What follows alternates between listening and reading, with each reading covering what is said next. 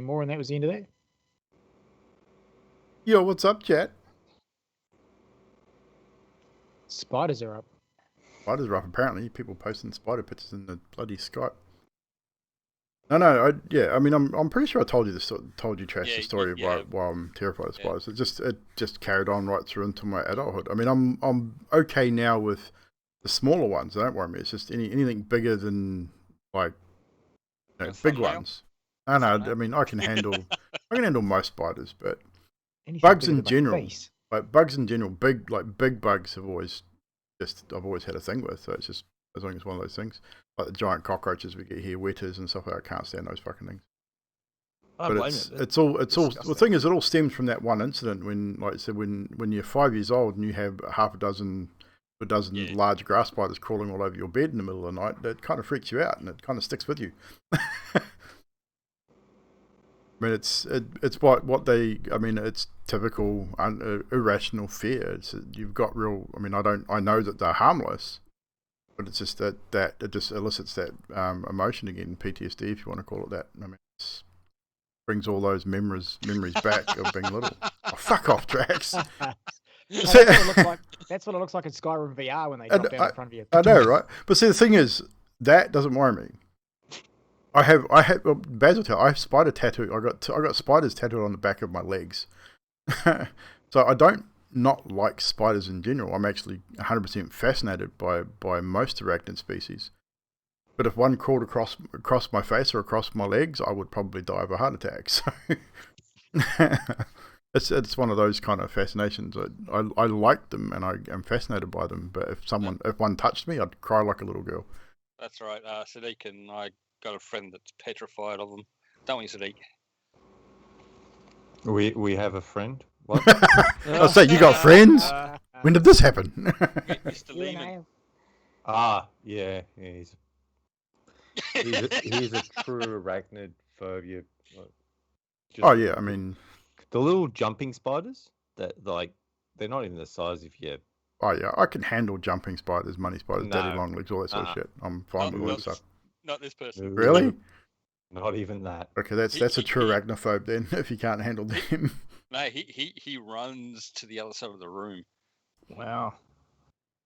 Yeah, see, I used to be pretty bad when I was a kid, even into my teen years. If there was a spider in the room, I'd freeze. Like I wouldn't run, I wouldn't cry or squeal. I'd just freeze on the spot. I couldn't move. It was just involuntary paralysis. I couldn't do anything. It's an uncontrollable fear. And as I've gotten older, it's become less and less of an issue. Unless they crawled on me, generally okay. I'm pretty much the same. I don't care about spiders. It's just as long as they stay in their area, exactly. I'll stay in my area. Yeah, best spider there is. And the thing is, when you think about it, I mean, we all know. I mean, we're all adult enough to know that obviously the only reason any animal generally attacks a human being, especially the smaller species like spiders, is if they feel threatened, or you corner them, or you grab them in the wrong way, or touch them, they'll bite because it's defensive. Most of them are not aggressive. So it's one of those things. But except if you go to Australia, everything's aggressive in Australia and they just want to eat you and kill you. Yeah, wombats. Drop bears. Yep, them too. Anywho, so how's everyone doing this evening? Welcome to Wednesday Night Curse of Strahd. Last Wednesday night went a little bit longer than we anticipated due to a Eddie Guerrero t-shirt. Awesome. Not due to an Eddie Guerrero t-shirt, but awesome t-shirt. Due to the combat, which went a little bit longer than we anticipated, but it was a good combat. Everyone survived. We had an unconscious Zadriel who almost ended up in death, failing 2 death saves. But the team managed to defeat their foes, which was pretty cool. So hopefully tonight doesn't run too overtime like that, but see how we go. Don't forget, players, Roll20 is up. If you want to hear the moosack and the sounds, go into Roll20. Hurry up. Children, drinking, bedding. So yeah, hopefully we'd be all good there. I won't start the music just yet, so if you're joining, there's no music, don't panic, I haven't pressed any buttons. Anywho, without any further ado, I will press the button for general music. Bring that volume up a little. So, last we left off, you had just completed clearing the intruders from the Wizards of Wine Winery, where you'd recovered a magical seed that Divine, the Keeper of the Feathers patriarch, had spoken of. And once you had returned to the camp and given the seed back to him, he'd asked you to recover 2 more seeds. One from a place called Yester Hill, which was about an hour or 2 away to the south, and one from the ruins of Berez. And after consulting your map, realizing the ruins of Berez were quite a distance away, you decided to go to Yester Hill first. He speaks of the Master of the Marsh, which triggers Zadriel's memory of the card reading, talking about the Master of the Marsh knows something about a particular, I think it was the Sun Sword, I think you guys had determined. A weapon of great importance in your battle with Strahd. That night, as you rest, go through your respective watches, Zadriel wakes to find her friends missing, engulfed in an eerie mist. Eventually, after frantically looking around, finds a blood trail which leads to a most gruesome sight. Sight of her friends' mutilated, slain bodies spread around the campsite. All except one. Emilia standing, blood-soaked and grinning. Zadriel rushes Emilia, but before she can reach her, she disappears. The fog fills the area again, and from that mist, Strahd appears. The conversation ensues, and Strahd pretty much tells her this is what is going to happen if you do not stop what you're doing. Join me. Leaving Zadriel with many things to think about. Waking with a start, sweating, looking around you, your friends still there, still alive. Eventually finding rest once more. The morning comes and you all decide that Yester Hill, being the closer of the 2 locations, was the first that you should visit. You set out along the goat trail leading to a large hill. Almost seems like a burial mound of sorts. Stone cairns littered around the several layers leading to the top of this hill. Once reaching the top, you find at the top a large statue made of bracken and branches and mud, resembling Strahd. As Fibblestib approaches this to add one of his measured stones to the foot, as he touches it, digging a small hole, this disturbs the druids that either A, lying in wait or resting here. They attack. The battle ensues over a bit of time. During the battle, Adok, finding the heart of the statue glowing, attempts to find out what it is. Climbs the statue. The rest of you engage in battle. Eventually Zadriel is rendered unconscious. But with quick thinking from the party, is quickly revived with a healing spell. Your foes dealt with, statue collapsed, seed recovered. This is basically where we rejoin you guys now, as you are standing at the top of this hill, low mist hanging in the air, about midday, 1 o'clock by this time. Exhausted from your battle. Zadriel, could you please roll a D100 for me, please?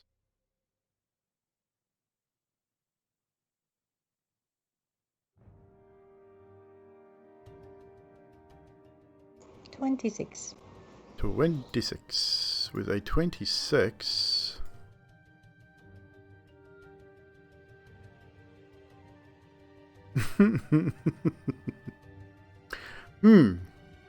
You feel strange.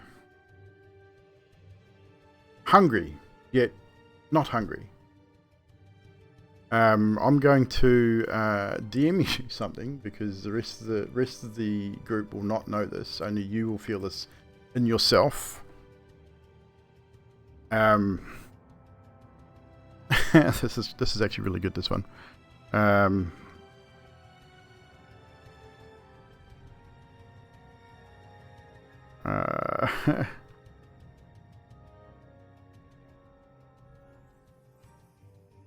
This is a rather interesting one and kind of fitting to our story too, which is really, really funny.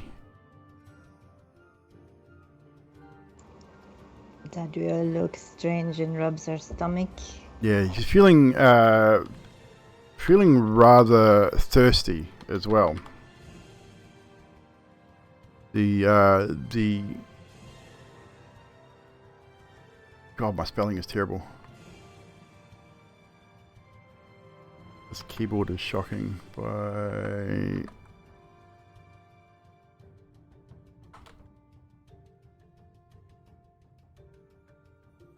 If this was on the other computer, I could have copied and pasted. But, bear with me, ladies and germs.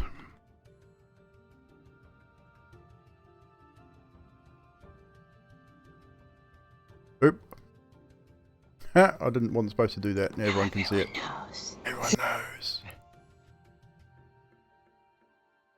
Oops, no one saw that. I don't have the things up that tell you you're getting messages. I just see it flash orange, so I don't even click it. I deleted it, so hopefully no one saw that. What I'll do is bring it up. Okay, and copy and paste. While this is going on, Carlos will say, he'd take a deep breath and go, "Oh, damn, everyone. That was freaking heroic by you all." And he sort of points around the group. You with your, the awesomeness, pointed at Amelia. You, Mr. Stibb, I can't believe how well that went. Adok, the bravery up that wicker man. Zadriel, I'm surprised that you even went down, but you were fighting so heroically with all those. It was awesome. I can't believe it. Scafus, I can't believe how hard hitting you were through all that, having one of those axe guys at your back and one at your front, and then I tell you what, we need a drink. DM has been sent. I think I could use a drink, and I try my canteen. Try and take a long drink. And Carlos takes a couple of sips from his and hands them around the group, whoever wants to take a sip from each. Zadriel, make a Constitution saving throw for me, please.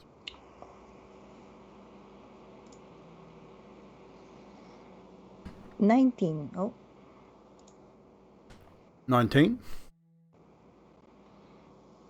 It doesn't taste right, but it sits in your stomach. It just doesn't taste the way it should, and it is not satisfying. Mm-hmm.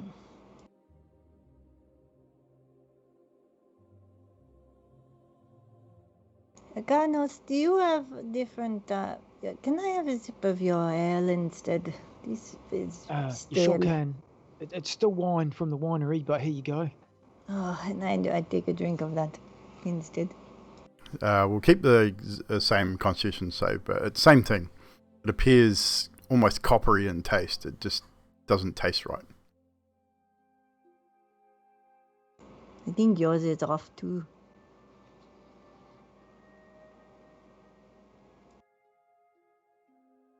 Muted. Basil. Damn it. Carlos looks at his glass and takes it a bit from one, a bit from the other, evens them up and goes, no, they're good. Maybe I have a concussion. I'm going to sit down. Can I do a check on her to see if she does have a concussion? You can do a medicine check if you think that you could. Are you proficient in medicine? Nope. Nope. So, okay, that'll alter the DC a little. So we will see what you get. 8. Really hard to tell. I mean, she looks fine. definitely a little pale from just being unconscious recently, but I sort of do it once around her, not even touching. I'm just like, yeah, no, yeah. I mean, you're a bit bruised and battered, but you look good to me. She'll be right. Adriel, make an intelligence check as you sit and sort of wonder what could possibly be going on. You got no idea. 2.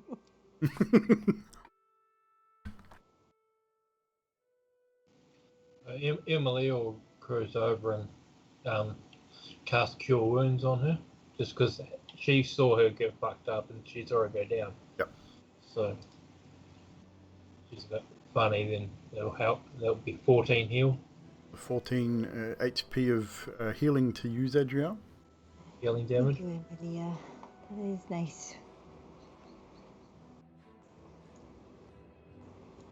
Adok, how are you doing? You know, you climbed that wicker man. Those big guys were after you. How do you feel? You're not too hurt? I'll tell you what. If we just sit down for a little bit, we take a couple more swigs of that alcohol you've got. I'll be right as rain. Oh look! And Adok's got a reach around his back. I'm still bleeding. I'm Can't I'm I say just this gonna fast to you? I'm gonna take the flask, and Adok's just gonna plop down. He's like, I'm just gonna take a swig of this, and he takes a swig.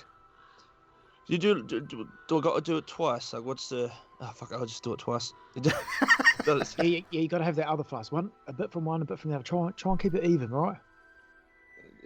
Adok takes the other one, and he takes swig from one, swig from the other. I don't know what it tastes like, but is it extremely strong or just wine? It's just wine. It's the wine we got from the winery just recently. Yeah. I was out of Yeah, so it's pretty good wine. Like, it's not. It probably tastes a little bit better than the wine you've been getting from the Blue Water Inn, as Blue Water Inn. It's the same wine, but it's maybe their top brand. It's probably a brand that goes to more noble. This ain't too bad. You mind if I keep it for a little bit more, just to feel better? Oh yeah, I've got a couple more bottles in my pack, so that's fine. Just as long as when we're on the road again, I'll have them back. That's all. Yeah, sure. DM, how shiny do these flasks look? The Carnos's flasks. Yeah. Ask Carnos. Do they look like they're worth money? They have monetary value? What are your flasks made of, Carnos? They are silver flasks, but they are pretty. Like, they've been through a lot of wars with Carnos. They've been in and out of portals, in and out of different battles, thrown off high places. They've definitely. They look pretty, but they look bruised and battered. Right, okay. Yeah, Adok's just going to sit there and just be drinking heavily between each flask. Emily is going to say to Adok, would you like me to try and heal you? Don't you bloody touch me, woman. Wait. It doesn't bother me at all. I will kneel down and wipe off the blood of Adok, and I'm going to nonchalantly feel the urge to do this casually. Are you going to try and hide it? Yes. Sleight of hand. Versus everyone's passive perception. Oh no. 4. The 4. I think everybody notices that everyone's passive is way higher than 4.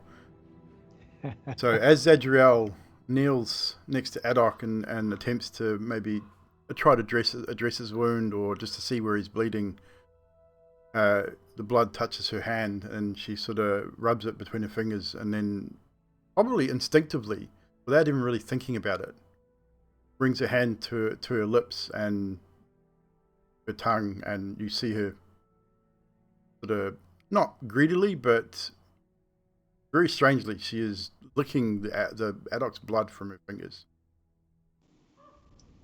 Emily will sit and smile and say nothing else. I probably think that she just got blood on her hand and just like a little bit and just licked it off. So I'm gonna pay no mind to it. Okay. How you will react is up to you. Mr. Stibb, is it true if she does that, she could turn into one of them? And he's pointed at Adok. just keeping it below, like low, so no one else hears. But hopefully, no one else hears between. Oh, I don't think that's how it works. Why would she? Is it normal to try and patch someone up or look in their blood? I think it's one of those weird things that happens in this place when you go unconscious. Roll intelligence, Fibble. As he's doing that, Adok's going to look at Zadriel and be like, do I taste good? Or... Actually, you kind of do. You taste better than Garnos' shitty wine. Really. Dirty 20. What? Dirty 20? Nice. Oh no. Emilia, So, did you bite me? Zadriel, you probably didn't get too much, but I would say you just gained the benefits of a short rest with what you just consumed.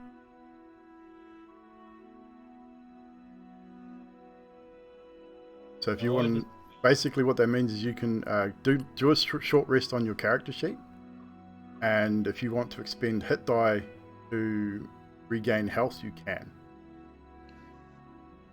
Scathus, how are you looking, mate? Oh, you feeling a bit banged up?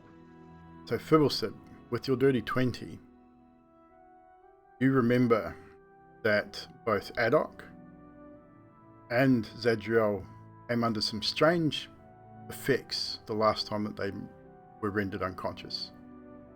And Zadriel was able to cure those effects with the restorations when you guys were at the tower. Yes, and I'm going to go up to Zadriel and say, I think you need to do a restoration on yourself. If you can. If you can't, I can later. Although, then you could yourself later. But I feel fine. Yeah, you feel fine licking the blood of, and you know, you're basically being Emilia, and that's just freaky. Emilia, what was your response to Zadriel's question? No, what would happen if I bit you? I didn't bite you. No, I didn't bite you. But I don't think I'm capable of that.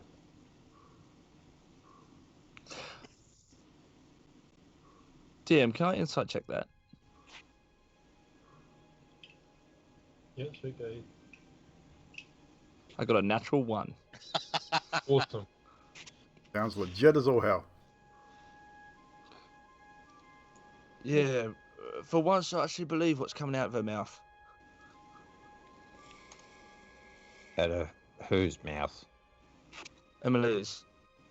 When Strahd visits people in his dreams, is he there to bite, you think? No, he's there to try to convince you to join his side. I mean... Well, the only two that could really answer that question would be Karnos and Emilia at this point. They're the only ones there. I already was before I came here, so I wouldn't know. But particularly close. I'll be honest, Zadriel, when he appeared to me, there wasn't much niceness. He tried minimally, I guess, to sway me, but he could see I wasn't going to sway. So unfortunately, I did not come off like you did.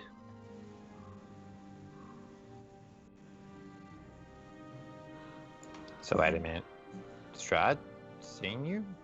I was asking hypothetically. I'm going to do an insight check on that. Insight? Yeah. Zadriel, if you are being deceptive, you want to try and hide the truth, roll deception against insight. 16 to beat. I rolled 16. 21 deception. She Nice. seems to be relatively truthful. You know, I was asking because vampire bites blood.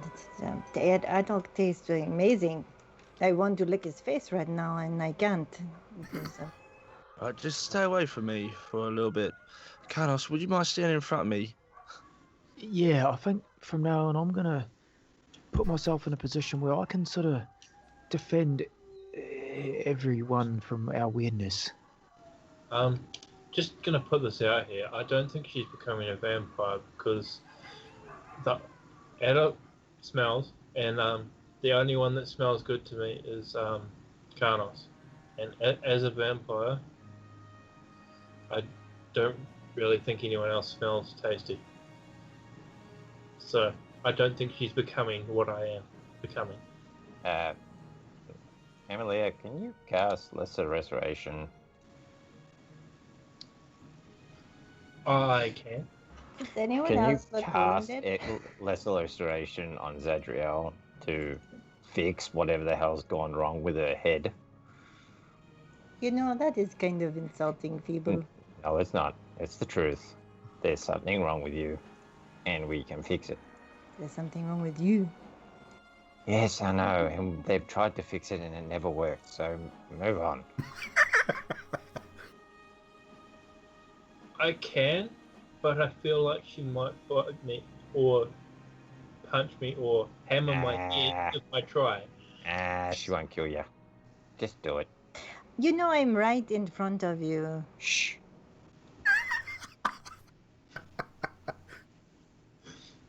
Yeah, Emilia backs off a bit. Do you cast Lesser Restoration on Zadriel? It's touch, so It I is. have to get close. I know. That's what I was asking.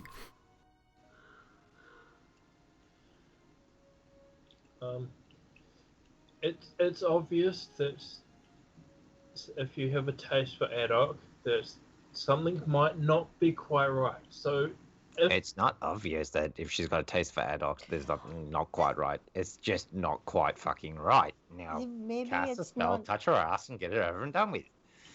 Maybe it's not just Adak. Is anyone else bleeding?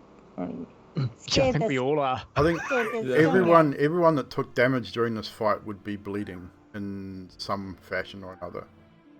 So, yeah. so everyone apart from You'd Emilia, probably, yeah. I don't think, did you take any damage? only as a wild check. Only Jabir. So Emilia's probably the only one that's not. So yeah, you'd be feeling a little overwhelmed at this point, Zadriel, and even Emilia, because Karnos is probably bleeding as well. So Yep. you would definitely smell Karnos's blood, 100%. I need you both to roll a wisdom save for me quickly. Emilia, your DC is going to be slightly lower because it's only Karnos you've got to worry about. It's just a flesh wound. Holy crap! What a roll! You both save. You both do. 27 on a wisdom save. Is that a natural 20? No, it's 18 plus 9. Holy shit! Ow. But yes, you both. I mean, Emilia, you've been resisting this for quite some time. So your will to resist the smell of human blood is pretty strong. And I've just drunken, so And you've just. Right, That's why the good. DC was a lot lower. So you're feeling pretty good anyway. So for the rest of this day, you have a -1 during the day instead of a -2. Yeah. Zadriel, even though the smell of the multitudes of wounds from your group right now, it's almost it's like sniffing a fine wine. The smell is quite intoxicating, but you manage to resist just running over to the nearest wound and drinking your fill, basically. I want to walk over to Carnos and try and reach out to just anyway, for science sake. So, Karnos, Zadriel approaches you and attempts to touch one of your open wounds. How do you react? I let her do it, but as she's doing it, I give Amelia a wink and say, "Look, Emilia, it's just touch her and do it. What's the worst that could happen, right?" And I grapple Zadriel after she's Strength versus strength. Yes. Oh fuck! Natural one for a 6. Oh, shit balls. Six. Both get a 6. Who has the highest modifier? I'm +5. +4. Shit. So I will give the edge to Karnos with the modifier difference here. So as you go to grapple, like she reaches out to touch a wound on your neck, and as she does so, you reach up and you grab her on the forearm, and then spin her around and go into like a rear naked choke, chicken wig, something so not to hurt her, but to restrain her. I'm gonna try and bite. It didn't quite work as well as you hoped, and it's a loose grip, but you've got her. Yep. You got to try and bite him. Come on, Yeah, 'cause Zadriel. I'm mad and I'm hungry now. Okay, so how are we going to do this? What's the worst thing that could happen? Lesser restoration Roll to can't do hit. anything bad. Just roll to hit with your, instead of using your strength, use your dexterity as a modifier. The d20 plus your dexterity modifier. Okay. And I yell out, "There is no trust in this party." Well, I don't have a modifier for dex. 7. So Kaunos sort of feels you shifting and manages to just move out of the way and stopping you from biting him on the hand, because that's about the only thing you have exposed. He's wearing a chain armor and stuff, so he would definitely have gauntlets and stuff on. But Emilia, seeing this, Kaunos has said, sort of do it now. What do you do? Emily is going to walk over to Karnos. She's going to touch some of Karnos' blood with her left hand. Yep. And she's going to put it to Zadriel's mouth with her left hand. And with her right hand, she's going to touch her and cast Lesser Restoration. And then let her lick it off her hand. So this all happens simultaneously. Emilia puts her hand in front of your face with Karnos' blood smeared across it. I dare say, Zadriel, you lean forward in anticipation. As you do so, she casts the Lesser Restoration, which restores you to your former self, removing whatever this effect is. Right at the moment, you taste the blood on Emilia's hand, which now has that real metal, that real bronze taste to it. The sort of coppery iron taste that comes with fresh blood. I spit it in Karnos' face, probably. No, he's got you whoever. twisted, so probably Emilia's Emilia. face. Emilia. Yeah, so Karnos has got Oh, you and a no. chicken wing from behind, so you spit it back in Emilia's face. He probably licks her lips in the process. Emily sort of giggles and says, "Yep, not a vampire." And Carlos lets you go right at the same time. As Zadriel starts spitting and sputtering, trying to get that taste out of your mouth. Emilia, that was the worst thing you could have done. But you cast a spell, right? I wasn't going to let her know that I had. But Okay. yes, I had. She would know. Zadriel, does my blood smell good now? I'm going to punch Karnos in the face. Roll a hit. Use your strength modifier, unarmed attack. 18 plus. Ooh, that hits. I think that hits. Just an unarmed attack, so that'll Yeah. be whatever that damage is. 9. Strike 9 damage.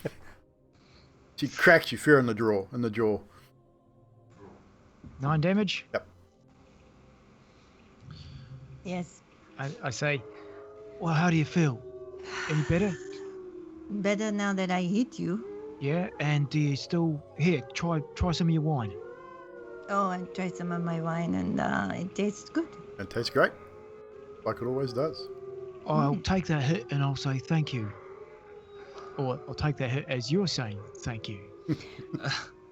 I will give him healing hands for 8 points of healing. So you take 8 points back, Karnos. Oh, well, that's all right then. Adok's just gonna lean over to Fibble and just go, "And you thought I was weird? This is the weirdest shit I've ever seen." Yeah, the funniest thing about that is, before I lost my member, I had syphilis. What? Ah! God! Oh no. So let's see how you can get out of that, right? Oh, grotty. Did we get this shiny seed? At least. Haddock, that would be directed at you. I know. He's not saying anything. You talking about Haddock's shiny sea when you were looking his blood? God, Carlos, you're going to get hit again. I'm prepared. Isn't that what we came here for?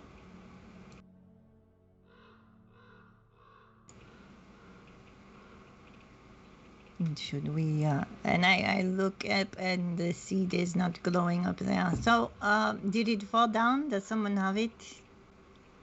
Should we look around? I take it we didn't see Adok take the seed.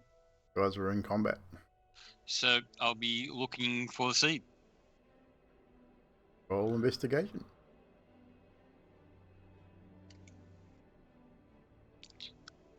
With a 20. You look around, you search rough around the top of this hill, so you search the statue, the remains of the statue, and you do not find the seed at all.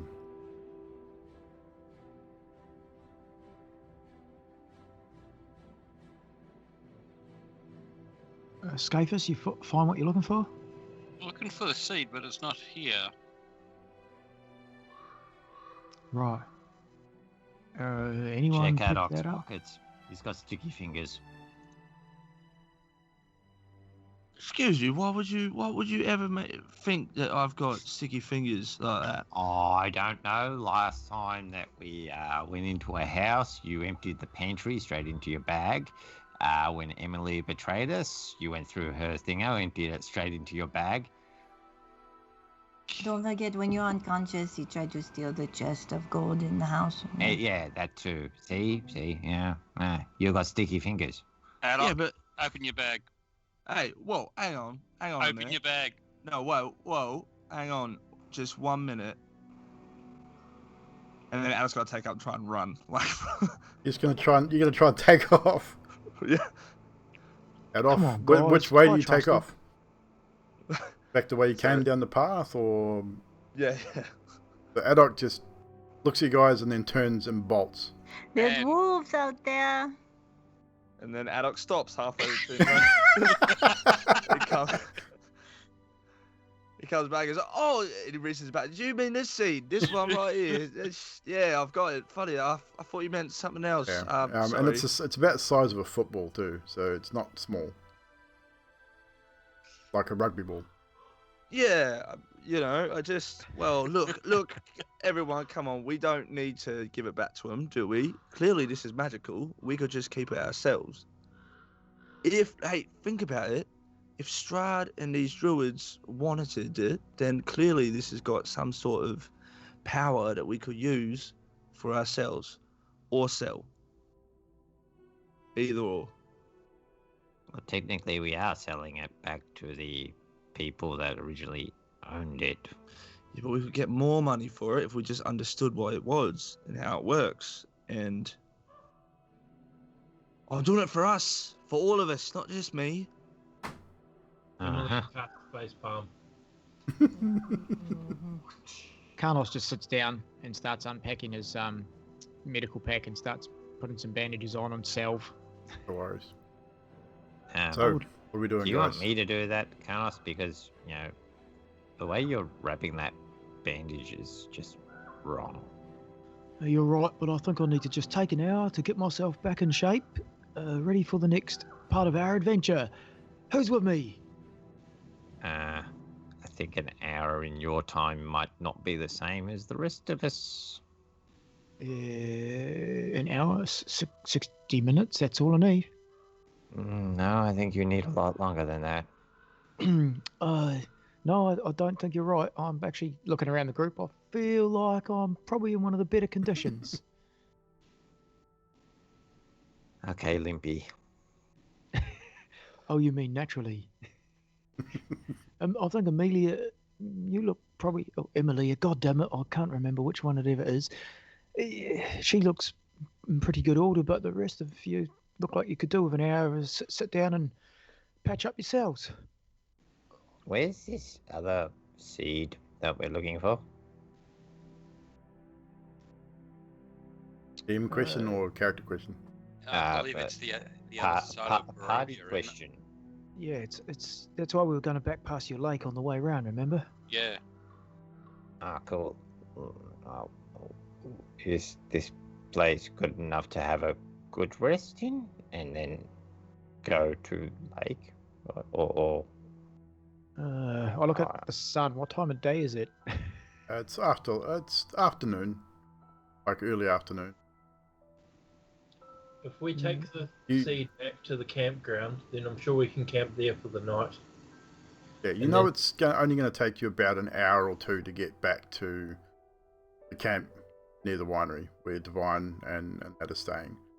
Looking at your map, to go to the ruins of Berez from where you are, it's the best part of 12 hours.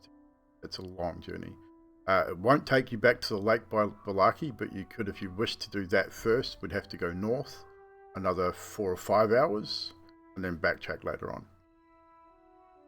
So just to give you guys an idea, I'll bring up the map for you.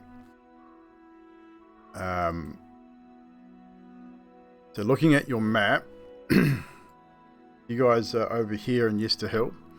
To get to the ruins of Berez, to follow, if you're going to follow the road, that is, you've got to go back all the way past the winery, back onto the Old Slavich Road, backtrack towards Valaki and get to this crossroad up here, which will then go south down to the ruins here. The lake is up here, so you could go all the way to here and then travel back up to the lake if you wished first, or back to Valaki, vice versa, is up to you. The journey from Yester Hill to the ruins is about 12 or 13 hours. And it's about the same from there to Valaki. Looking at the best part of probably better part of 2 days travel ultimately, because you will have to stop eventually during the night and rest somewhere.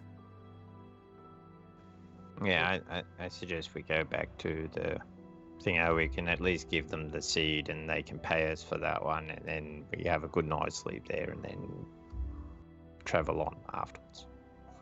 If we go up and then go to the lake, and then go to Valaki and rest, and then go do the other thing in the day after, and then maybe go back to Valaki before coming back to the tent ground.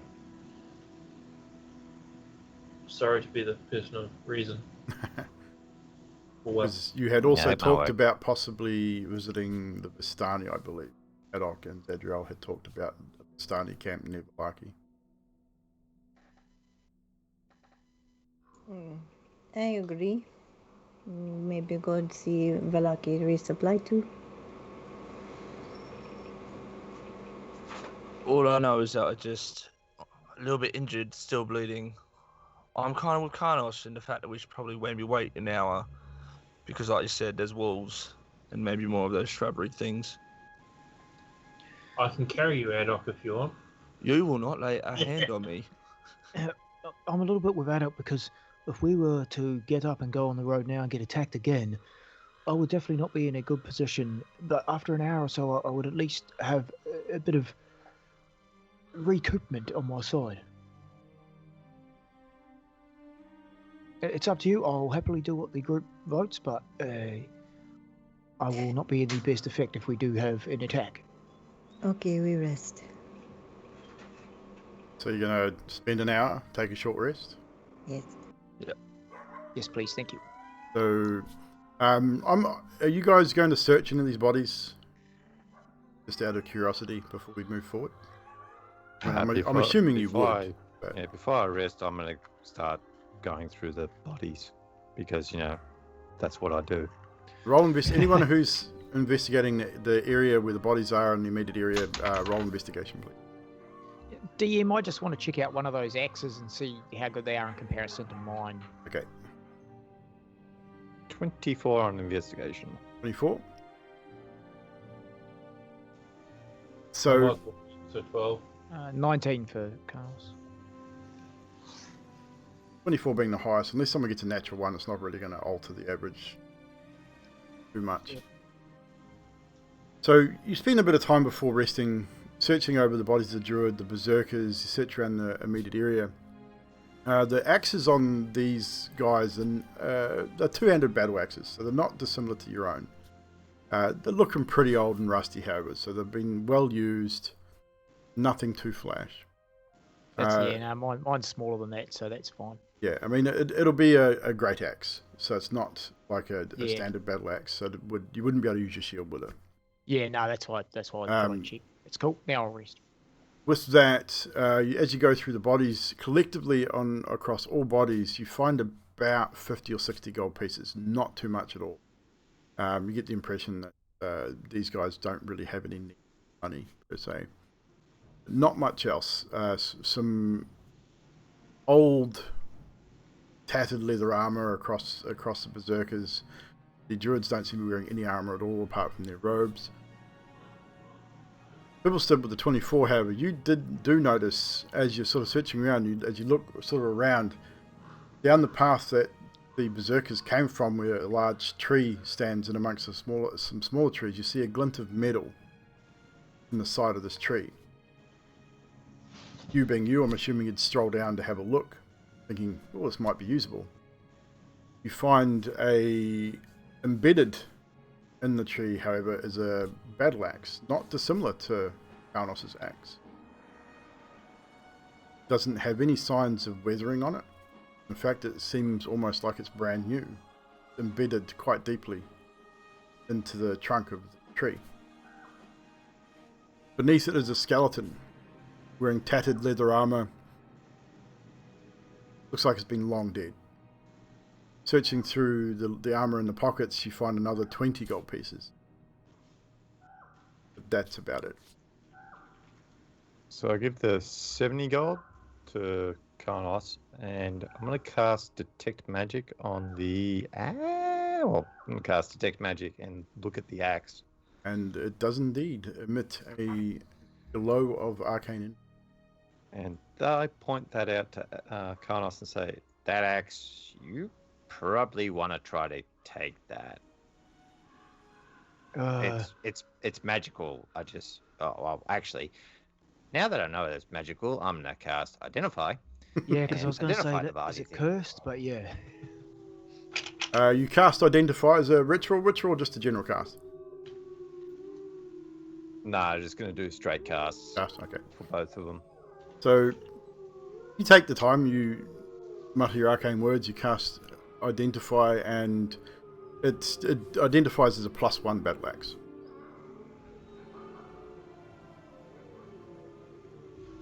I look at Karnos and I go, this is a semi-sexy battle axe.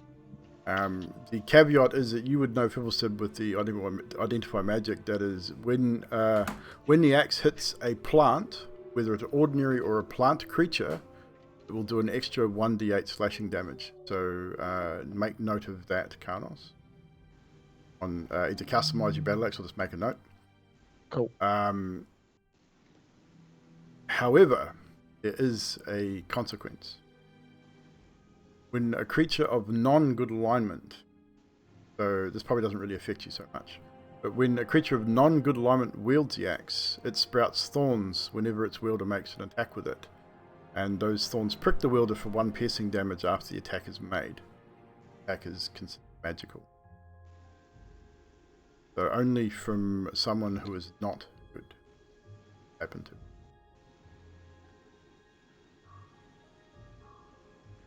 Sweet, I've made a note of that. Fibble, Mr. Stib, and I try and pull out of the tree. Roll a strength check. It's it's embedded fairly deep, so.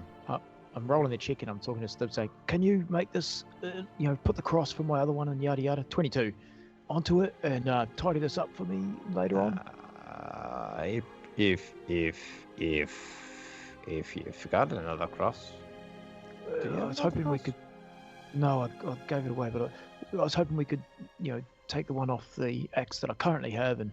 I welded that sucker on pretty good. Yeah, it's pretty well on there. Okay. You definitely have to get another cross, 100%. But yeah, 22 didn't take too much effort at all. It comes free and it's really well weighted. A little lighter than the one you currently carry. Sweet. Oh, a little lighter. I'll give it a couple of swings. I'm like, yeah, it's definitely going to need to have a little bit more weight on it to match my shield. Yeah, but it feels good in your hands though. It doesn't feel misbalanced, even though it feels lighter. Yeah. Wielding it one-handed seems a lot easier than your current axe. Cool. Thank you very much. Cheers, Mr. Stubb. I appreciate that. That's a good find. Axe of syphilis. My God. Yeah, axe of penis growth is my favourite. You guys anyway. are terrible. Appreciate that, Mr. Stubb, but I will find another cross and get you to attach said cross to this new axe if we can at some later date. Yeah, no worries. DM, do I have to attune to this? No, it's just a +1. Okay. Just add a +1 from D&D Beyond. I will. No I'll need just to be modify attuned. my current. Yep. If that makes it easier. Yeah, because I'm lazy.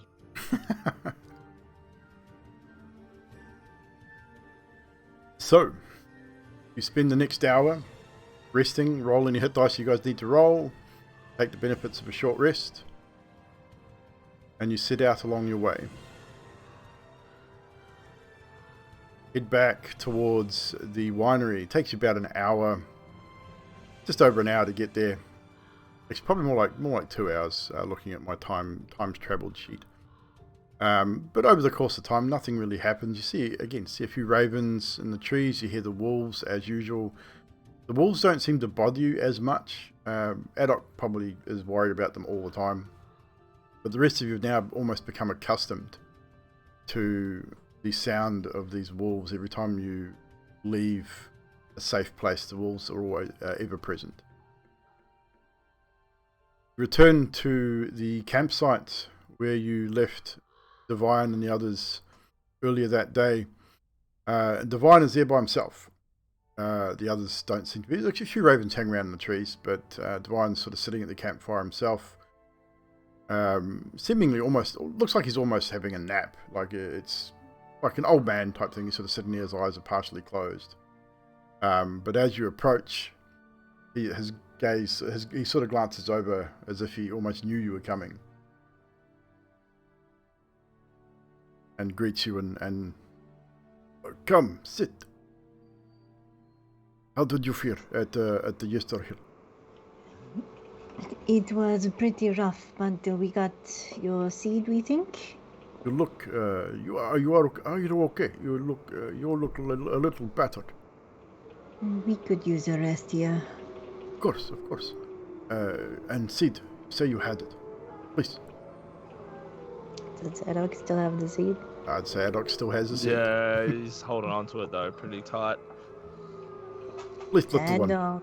Pass it here, please. Yeah, alright. I guess you might as well have it. I'm gonna reluctantly give it over. Are you sure you want it though? Like, can we substitute it for something else? No, we need to make wine for No, for whatever, people. take it. Fine. And he takes it, and he sort of leans in a little bit closer as he takes it from you. Not snatches it, he gently takes it. He leans in closer to you and says, "Here," and passes you a piece of parchment. Like a rolled up scroll, just a small scroll. Cool, yeah. Alex got to take it very puzzlingly and go, "Thank you for this." You're welcome. Please read. Oh, right, yeah, of course. He's going to open it and read it. And in there is a spell that it'll be hit and miss whether you can cast it at your level, but it's a spell you recognize. It's a spell that you will get eventually as your class allows. It is a revivify spell. Because you are a slightly lower level, if you were to cast it, there would be a skill check to see whether it succeeded or not.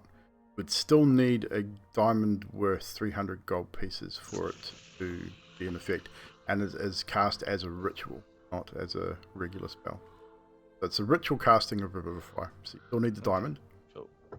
And there'll be a skill challenge assigned with that particular scroll. So just put that down in your notes. You have a ritual scroll of Revivify. After Adok has read it, he will turn to him and go, "You know what, actually, this, thank you very much. It's much better than that, whatever that is. What is that, by the way?" It is scroll. No, not. Yeah, I know what a scroll is. What's the gem, the glowing seed? Did I not tell you what seed is? Oh, you said you needed to make it for wine and da da da. Forgive me. Seeds are the three seeds, right? They are magic. Together, they make soil fertile. Make the grapevine grow strong, healthy. Yeah, right. Nothing grows in this place. I think you said that before, but like, it didn't really answer my question. That's all right. No worries. Thank you. That is what seed is. It is magical seed. Yeah, but you don't know anything about it properly. It's just magical to use. Of course, it would be. We're Raven people. Anyway, don't worry. Thank you so much for the scroll. You get the impression that roll insight for me, quickly. Sure. 5. Yeah, he seems like he probably doesn't know much about it. Like he knows that by having the three of them together, planting them where they had them, or burying them where they had them, helps, obviously fertilizes the area, like the entire area of the vineyard, and helps the grapevines grow strong and healthy, and helps them being able to grow this wine, make this wine as good as what it is. Obviously, you guys know with your travels around Barovia that most everything here is dead. Like, the forests are green, not green, the forests are growing, but it's all grey and dark and everything else destitute. And most of the grass here is grey and dying and dead. It's just not a lot of luscious green anywhere in this place. Except for, and at the moment the vineyard looks very much the same way. The grass around the vineyard is grey and dying. The vines look like they're destitute and dying also. Oh, that's okay. Adok just wants to make something, that's all. So he's trying to work out what's in it. Emily is going to say, what's on the scroll? What's the scroll for? Well, I'd let you know, but he didn't give it to you, did he? He gave it to me, so it's mine. There you go. No, what's on the scroll? Oh, it's a recipe for how to go fuck yourself. Emily is going to use shape earth, or whatever it is. Mold earth. Yep. And Adok is going to fall into a 3-foot deep hole. Adok, all of a sudden you disappear into a 3-foot hole. Look, as you hit the ground. You just hear from the 3-foot hole. Yeah, well, this just makes it harder for you to tell what's on the scroll then, doesn't it? Yes, but you won't be able to read the scroll when I fill the hole with water. Well, luckily for you, I can swim.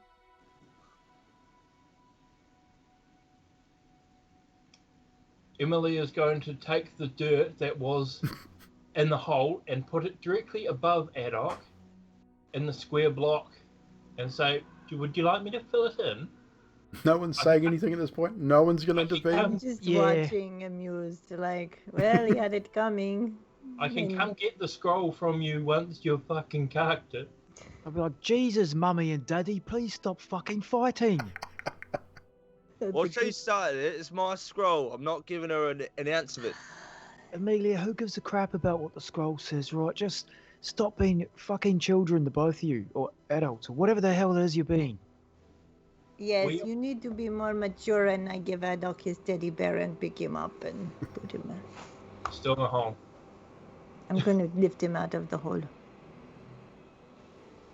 The Vine's just sitting here, head cocked slightly to one side, eyebrow raised, with the most confused look on his face right now. It's like, what the hell are you guys doing?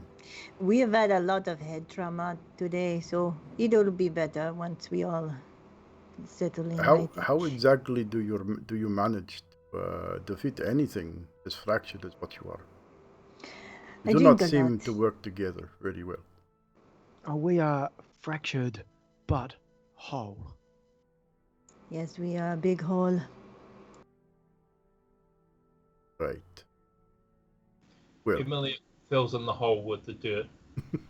So it looks normal ground again. Well, you are welcome to stay here another evening if you wish.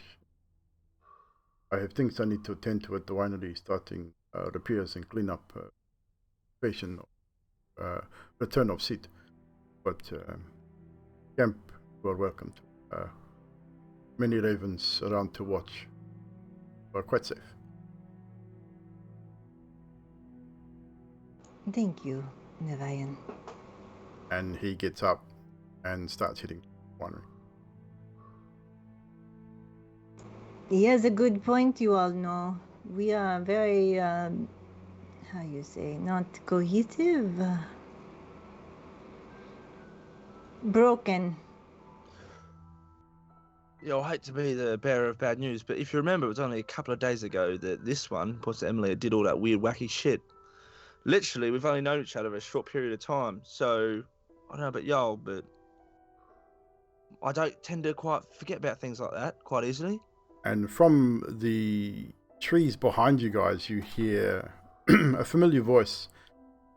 Well, you know he's quite right. You are very fractured, and you really should fix that if you are going to defeat Strahd. And standing, leaning against a tree next to the wagon is Ismark. His armor, sword, his heavy crossbow. I've been watching you, and I think it's time that we try to settle differences, don't you think? You will not defeat Strahd if you are to continue this way. In fact, I believe Strahd has weaseled his way into many of your minds already. Has he not? And he looks directly at you, Emilia, straight away. Obviously, you get the impression just with the look he gives you, he's spoken to his sister. His sister is best all. Pretty obvious that he knows what's going on. Emilia sort of smiles at him just because she's happy to see him, but she knows that she's in trouble. He's not giving you that look that you're in trouble. It's just like he's giving you a look of almost reassurance, but also a look of knowing. Like he knows what's going on.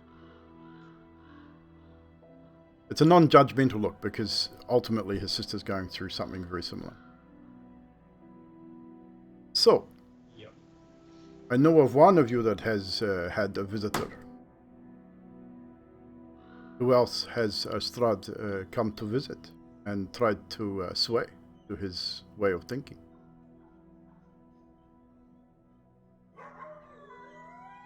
Yeah, me. If no one else is putting their hand up, yeah, he's come to me.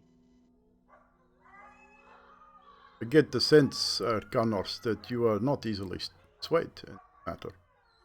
No, I have one side to be on, and that is my side. I am pleased to hear this. So, anybody else?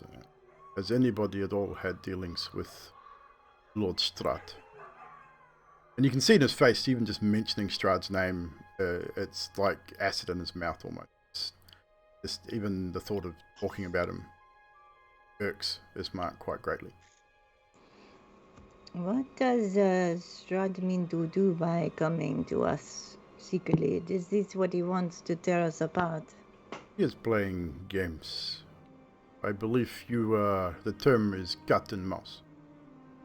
You are the mice in his maze. He will do everything he can to turn you against each other. Does anything he say have any truth to it, you think? It is hard to say. As I do not know what he has said to you, I could not speak for this. But I have seen many adventurers come to this land and be twisted, turned against their friends. I've seen many group fall. You remember the March of the Dead at my hometown to the castle, yes? That first night you stayed. The Yes. Procession of the Dead. Those are the dead of many adventurers come here, and they will never be able to live, not where he lives.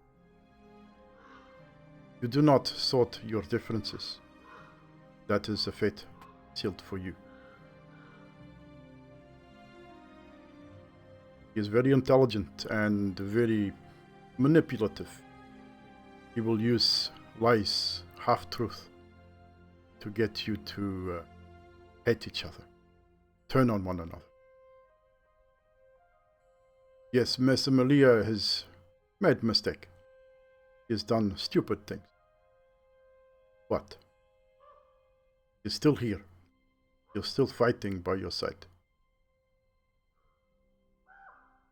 Yes, she may turn into one of those unnatural things. And if that happens, I will kill her myself. I will have no trouble. But while she is still in control, she is a valuable ally to this group. Are you all? Now I feel my sister Irina is safe enough. I have tracked you down and I am ready to fulfill my promise and help you do what it takes to get you back to York and to defeat Strahd once and for all. How is your sister Ismark? She is doing very well, thank you. She's still very tired, but I do not believe Strahd can get to her anymore. I think she's quite safe. Do not get me wrong. While I am a capable fighter, I am not a stupid man. I am not yet ready, nor are you, to take Strahd on directly. We must find everything we can to help us destroy him and his men. But rest assured, I will not stop until either A, you are returned to your homes, or Strahd is defeated.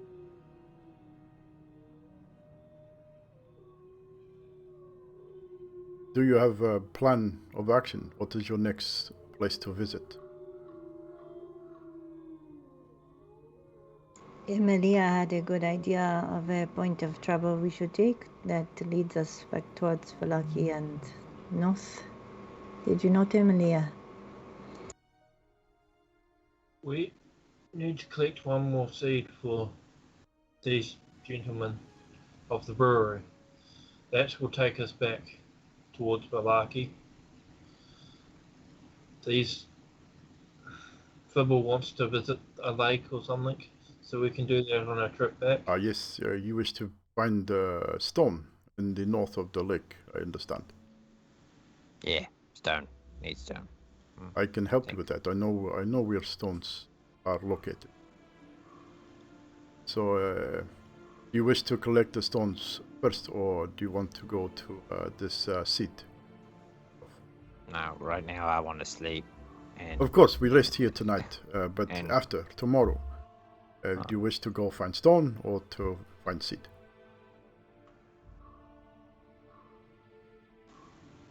go. Oh. Seed.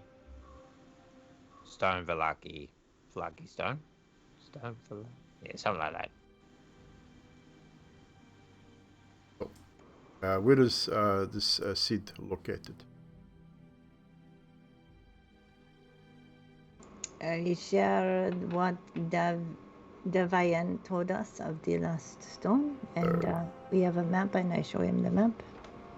Yes, the ruins of Paris. I've been here once or twice before. Dangerous place. Be very careful. I believe locals say that before you go traipsing around in the ruins, you must seek out the former Burgermeister, Master of the Marsh, for heading forward and searching whatever it is you seek. There are many things to be aware of in the ruins. Swarms of insects randomly attack for no reason. Very nasty creatures.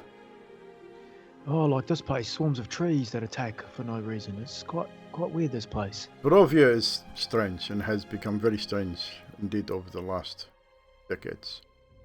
Many things here are magically animated. But, as I said, I'm here to join you and to continue on helping you on your journey. And the gods be willing, we will defeat Lord Strahd. Rid these lands of his deceit. Just don't get yourself killed. Someone still has to take care of Irina. Father Lucian will do that if I am filled. I am not afraid to die. The Sweet. man- Sorry. Go ahead. No, it's after you. The Marsh Master is in our card reading too, so we might want to keep that in mind, Ismark. As were you. Yes, you said you had a reading from Madame Eva. Mm. Stanley, you think that this card reading is accurate? You said Windmill was in card reading and you found Strahd's journal there, yes? Yes, so we might find something to help. Remind me again, what did the card reading say about the Master of the Marsh? Something about... Oh, shit. I believe it was to do with I think it has to do with the the sword. Sun Sword. Zadriel gets out her piece of paper that she wrote the notes on and reads it out to Ismark about the Master of the Marsh. What it says is... the Enchanter was the card. I see a kneeling woman, a rose of great beauty plucked too soon. Master of the Marsh knows of whom I speak. And Ismark sort of raises an eyebrow and says, yes, I think I know what this means, but we must talk to the Master of the Marsh nonetheless. It is polite. He may not be among the living, but he still rules this land, that area. Oh, so he is a ghost? Yes. So please do not attack him when we see.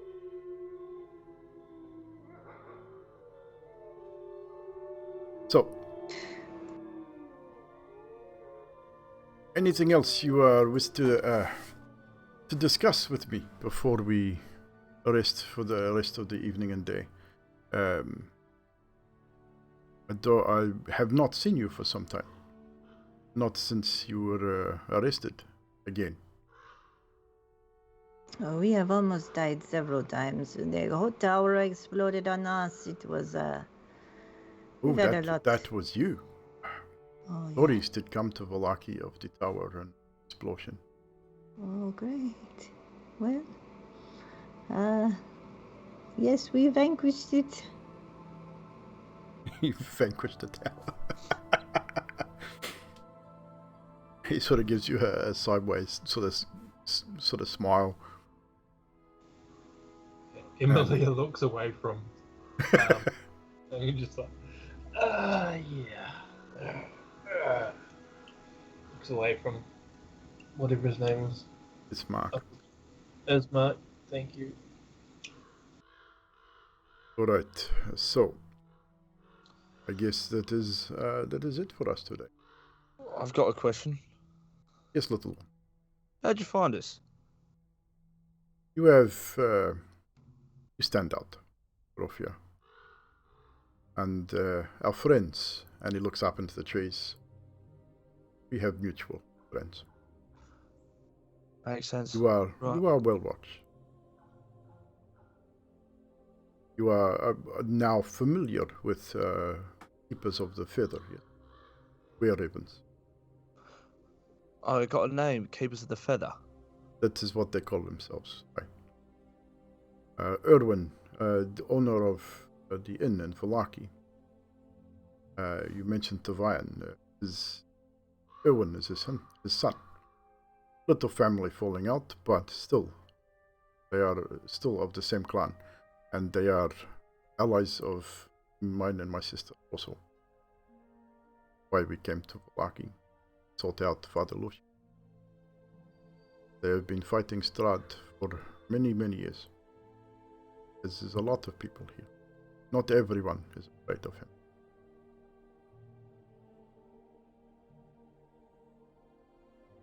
But I will say, be mindful of what you say and do in the presence of others.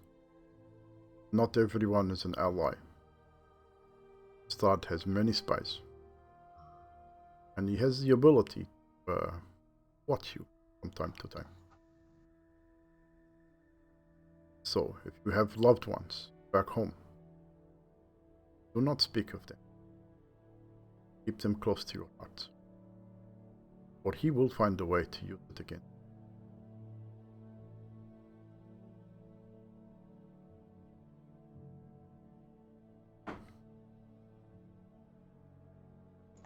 Zadriel is feeling on the inside she wants to cast Zone of Truth as a team meeting, but is a bit torn.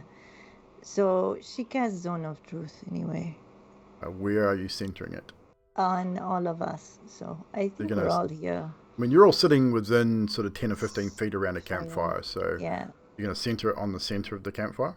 Yeah. Which would cover everyone without a shadow of a doubt. So Charisma. People know that it's being cast. If you wish to not make the save and automatically fail, feel free to do so. If you wish to try and save, make the roll. Ismark is not going to make the roll.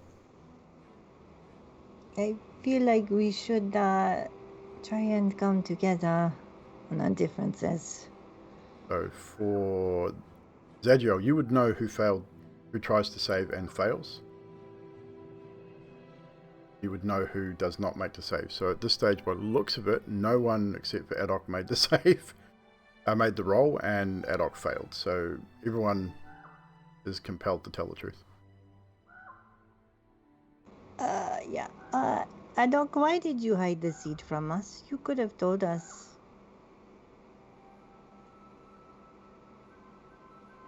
I could have told you, yeah. You're right. Yeah. Why did you hide it from us? I wanted it, really. Why didn't you just tell us you wanted it? Because you wouldn't have gave it to me, would you?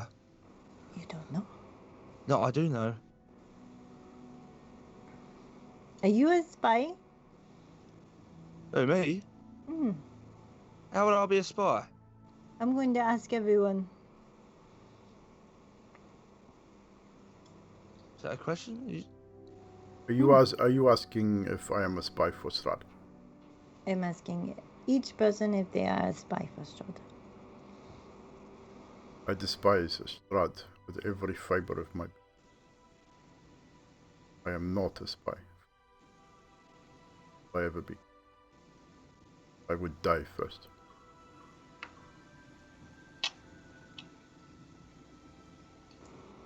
Doc? Well, clarify the term of spy. Like, what's the definition of what you mean by spy? Kill him. No, because there's like two different types of... Hey, well up, you, Miss Kill Him. Emilia. We had your mindset, you'd be dead a long time ago. Emilia, are you a spy Already for... dead. Are you a spy for Strahd, Emilia? No. Skaters. No. Carnos? Well, no, of course I'm not a spy, am I?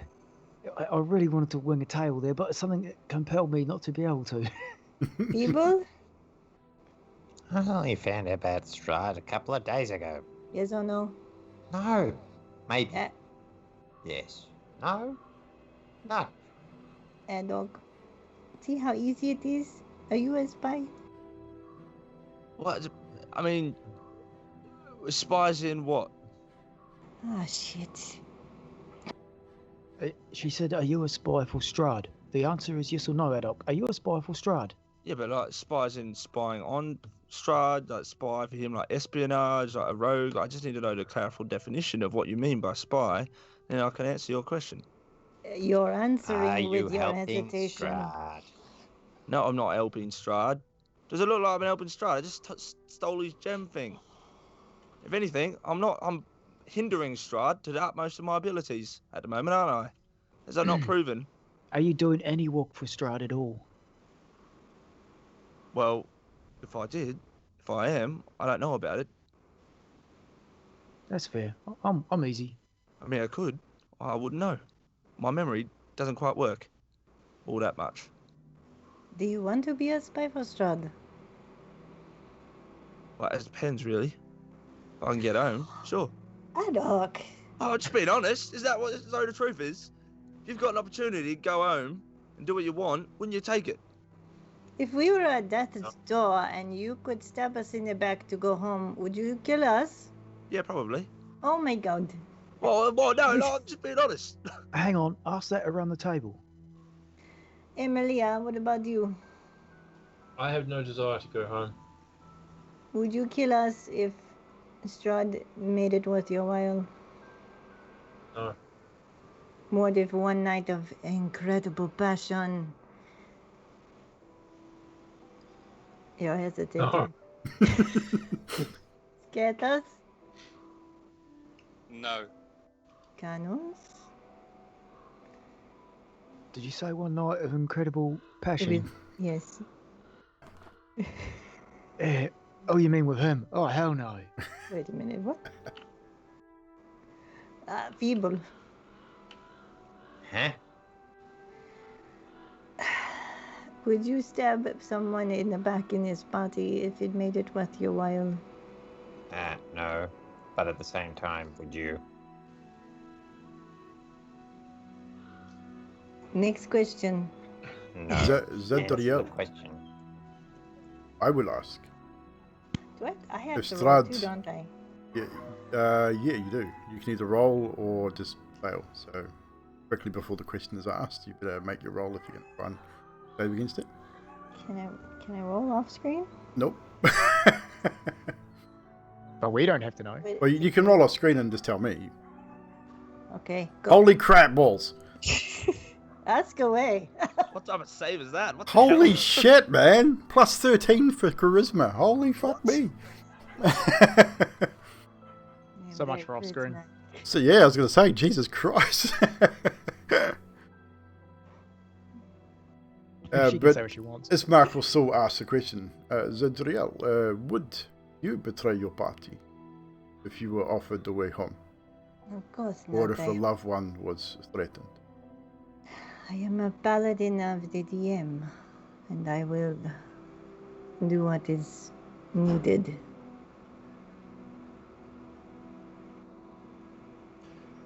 Now look who's dancing around, sort of wordplay there. Shut Hey? up, spy. What's on the scroll, Adok? Well done. Well done. What's on the scroll, Adok? Somebody else ask him. Adog, what is on this scroll? He's not compelled to answer, but he... Are you going to ever tell us what's on this scroll? Oh, yeah, probably. If I give you some gold, will you tell us what's on the scroll? How Is it much we're important? talking? Oh, it depends how much the group lets me give you, but, you know, how much do you think the scroll is worth? Oh, how much you got? I have a good solid 10 gold. Is that all you've got? Oh, hell no. I have the party funds, but it's not mine to give away. I could convince Feeble to make an arm cannon for Mr. Six.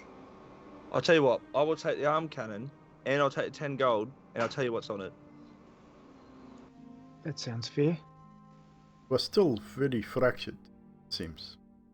But fighting this- one another on simple questions, which No. makes no sense to me. I'm a businessman, making a deal. I hand him 10 gold. Which is his anyway, which is kind of funny. Yep. I'm not telling him that, though. He's a businessman. What would it take for you to be loyal to us? Besides gold. Wait, who you asking? You asking me? Yes. Are you attached to any of us in the party? Would you be loyal to any of us? Oh, well, I mean, it depends. Yeah, I guess, sort of.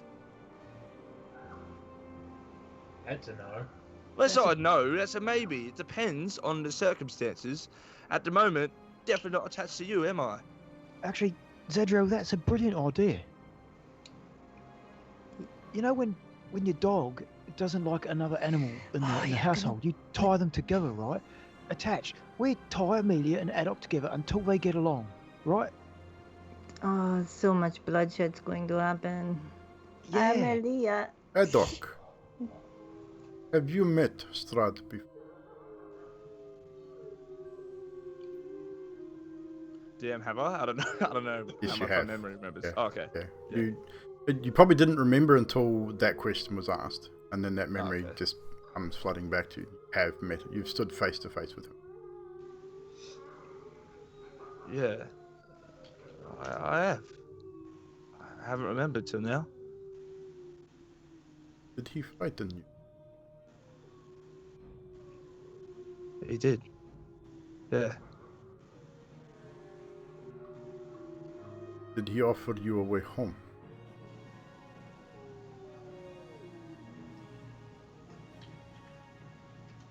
Do I remember this? What do I remember? Oh, yeah. Roll wisdom for me, just quickly. Oh.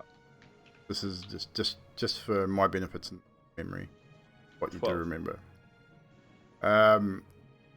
You remember the bulk of the conversation, and yes, he did. And you remember what he asked you to do. Return.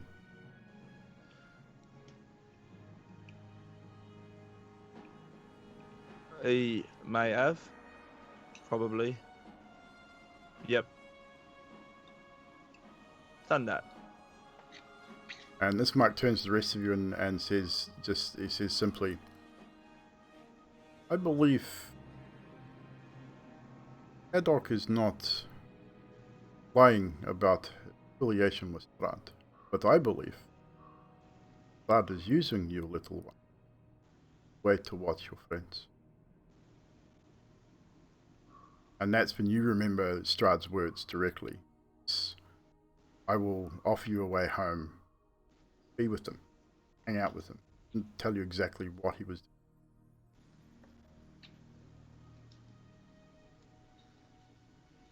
doing. Right, so before anyone gets up in arms and tries to kill me, do have some revealing information that y'all might want to know. Just might change your aspect. Everyone put your weapons down, though. Put them on the ground before I say what I'm about to say, though. And this is on my own free will. Haven't even asked me a question. Skater sits there, looks at his fist. Looks at his fist. I tap and snaring strike on my hammer nonchalantly and set it next to me. Okay. Karnos's weapons are laying down anyway, so. Ismark's weapons are sheathed and not looking like he's going for them. He's not going to lay them down, but he's not aggressive. Emilia's looking very aggressive, but she's not holding a weapon. Verbal, do you mind just like putting your gun down? Sure. And I pull it out and put it on my lap. Charlotte, speak. Right, so, newsflash, this is new to me because I didn't know this was happening, but just now, flooded memories have came in, right? I can't lie, I'm telling the truth. Apparently, Strahd has offered me a way home if I were to just hang out with you lot. Didn't remember that, but I'm doing that. So,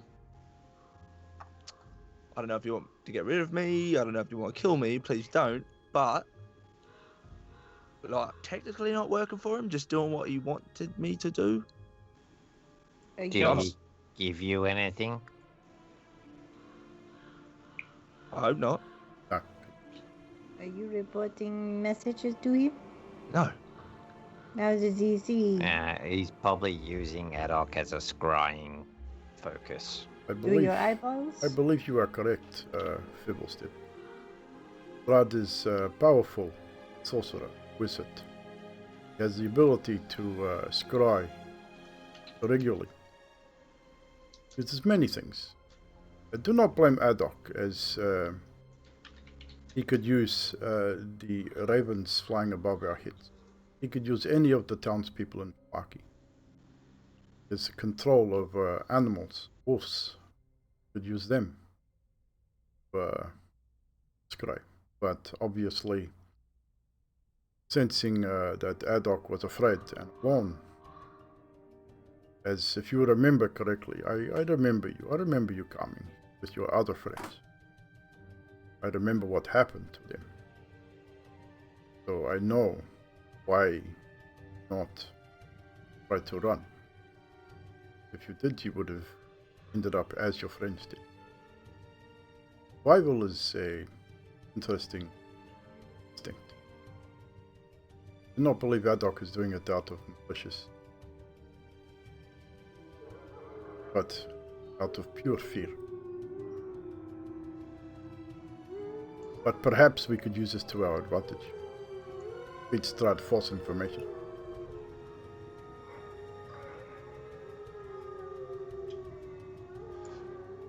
Yeah, exactly. So keep me around. I've actually come to like you, Adok, but I do have a question, and it's probably the most important question, and it can be asked for everyone. Well, a couple of you I know the answer, but Adok, are you ready? You ready for it? Yeah. Is the Grey really your last name? No, it's not my last name. What's your last name? I don't have one. Same question for everyone else, except for Amelia, I know yours, and Zadriel, I know yours. And you also know mine. Oh yeah, that's a given, yeah. Scapus, what's your last name, mate? Last name. Yeah, you know. What are last names? So people call you Mr. Whatever. When you get married, the lady is now Mrs. Whatever. You're Scapus. Scapus. Your family name. Oh, Scapus. Scapus. That's all I know. That's like calling your kid Bruce, right? Shut up, Drax. I have a question for Emilia. Oh, hang on, Philster. You haven't given us your last name yet. I don't have one. Oh man, so many of them. Carry on, Zadriel. Emilia, if the hunger gets too much for you, are you going to probably not be thinking straight and kill without purpose? Do you think we are in danger of you? If I keep fed, then I won't have a problem. I don't frankly know what will happen if I'm not.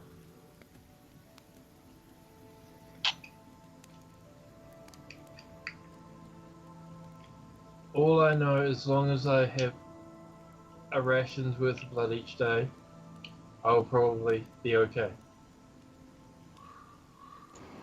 And even then, I'm not sure if I know that or not. That might be meta. No, you know that. You'd know that. By now, you'd Wait, know that, definitely.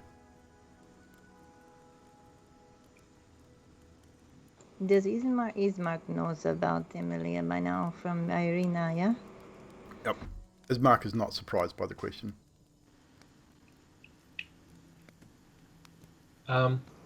Emily will face Ismark and say, I know that I sort of danced around it with your sister, but I am becoming a vampire, and I have told my group this. This is a good thing. I believe that what I know of Strahd and how he works, I believe that if we defeat him, we are able to kill him. We may yet save both you and my sister. Does he have a castle? Oh, what am I saying? He does have a castle. If we kill him, do we get the castle? To be honest with you, I'm not entirely sure what will happen once he is dead, as created this place. Not sure if it still exists after he... I know that some of us will be able to escape, but not all people here are, how you say, all together people. Adok, did you see Mirabelle in the fog? Did you see her that night? Did you have anything to do with her leaving? Well, I mean, now that I know that Strahd's using me as like a scrying focus to spy on you all, and technically it makes me a spy. Now that that's a revelation, by the way, didn't know it before. Probably, without my knowledge, I probably did assist somehow. I wouldn't know. I didn't see her in the fog, but I may have helped somehow. How was he doing? How was he using me? Technically, he could use all of you by this stage. He has now met all of you, yes? Went to dinner with. He now knows your faces, your names. So, by now, he no longer needs just Adar. Any one of you. It's probably the gold. If you have too much gold, then he can control you. Maybe we cut out his eyes. Maybe he sees through his eyes. You think? But we're still under the zone of truth. Though. Everyone's still being Yes. honest, yeah? Because that's a scary thing to think about, Zedriel. That's crazy. And gold is the wealth of people and is a pure thing. You cannot upset pure things like that. You can't corrupt it. That's very wrong of you. If that was the case, then I would, if the gold was corruptive, I would be against you all, and I clearly am not. I'm just going to say this, Adar. I am the granddaughter of a goddess of pure goodness, and I am turning into a vampire. But if you say that goodness cannot be corrupted, I am the ultimate example of goodness being corrupted. I don't know if goodness is a word. You just make that up. Yeah, sort of. So did you What? just make... What? What would it take for you two to get along? An apology for start. You could have sex with me. All right, you say. All right, you have sex, and then you say sorry to her. I'm sorry, that I was think a lie. I think having the sex with her would be a I'm sorry, really. Okay. Apparently, Adok has a large goblin from Somebody clip that, please. previous talks. I'll be back in 5 minutes. I think we're going to stop there and have a break because I think that broke just about everyone. And it's about a good time to take a break anyway. Chat, we will be right back after this short message while some of us compose ourselves after Drax's little outburst there. Like, Drax is fucking broken. Look at that. Like, it's the first time I've seen him really break character. It's awesome. We'll be right back, ladies and gentlemen. Don't go anywhere.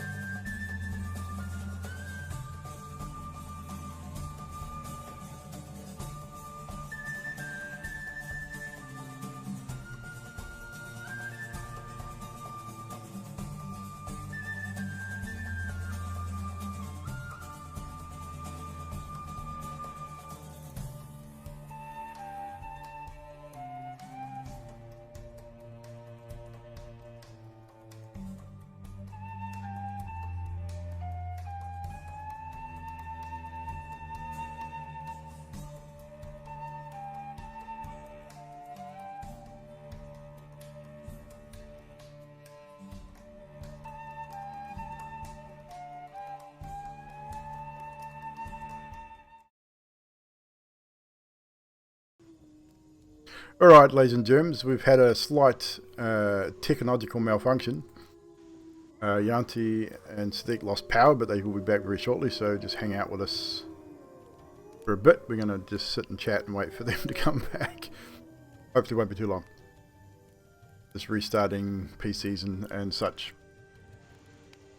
I think I ruined my throat laughing too hard then. Oh, dude, that was gold, man. I hope someone clipped that. No one's put it in the chat, so I'm really hoping someone clipped it. I was laughing too hard then. Hello? There's one. There's one. Welcome back. Yep. Thank you. As we keep on forgetting, we can't have the dishwasher and the coffee, Toaster blue. and the coffee machine going at the same time. It sets the safety switch off, which then takes out the living room, which is our internet, and both computers. So, yeah. Well, lucky it happened during the break and not halfway during the sessions. Put your dishwasher on a timer. Well, no, it was actually on the dry cycle, so it's near the end. So Michelle didn't even know that it was on when she was making the coffees, because we just turn it off. You make your coffee and then you turn it back on. No worries. Did you have a fuse blow? Yeah, the safety switch went off. Just too much current. Yeah, you got 2 computers, and a shitload of other stuff. But yeah, shit happens. It is what it is. Anywho, so we will rejoin this conversation as Adok and Emilia. Well, Emilia has just said to Adok, well, I'll forgive you if you have sex with me. And Adok wants an apology to try and resolve this issue you have with your fractured group currently. So by this stage, you guys have been sitting around the campfire for probably 2 or 3 hours having this conversation backwards and forwards. Different arguments, different points. The Zone of Truth has been cast. How long does the Zone of Truth last for? 10 minutes? I feel like I asked this every time we cast it. I do believe it's an hour, but I'm not telling them that it faded at all. Okay. So. Cool. Oh no, it is 10 minutes. I'm You're pretty right. sure it's only 10 minutes, yeah. Yep. So 10 minutes is probably passed by now, but a few things have come out, obviously with Adok and with everything else.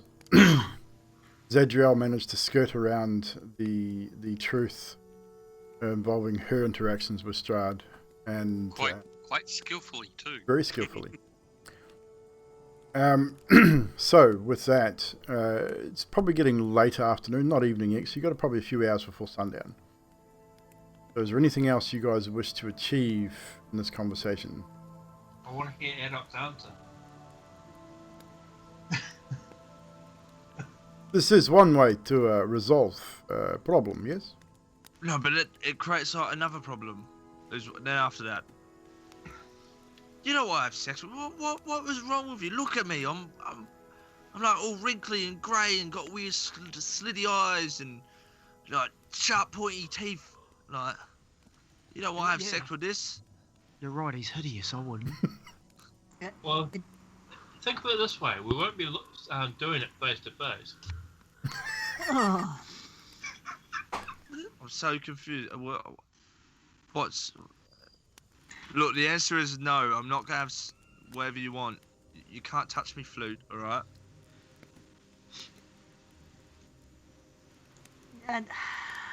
Emilia, I'll wing woman you up at Valaki later, but yeah, leave Adok alone.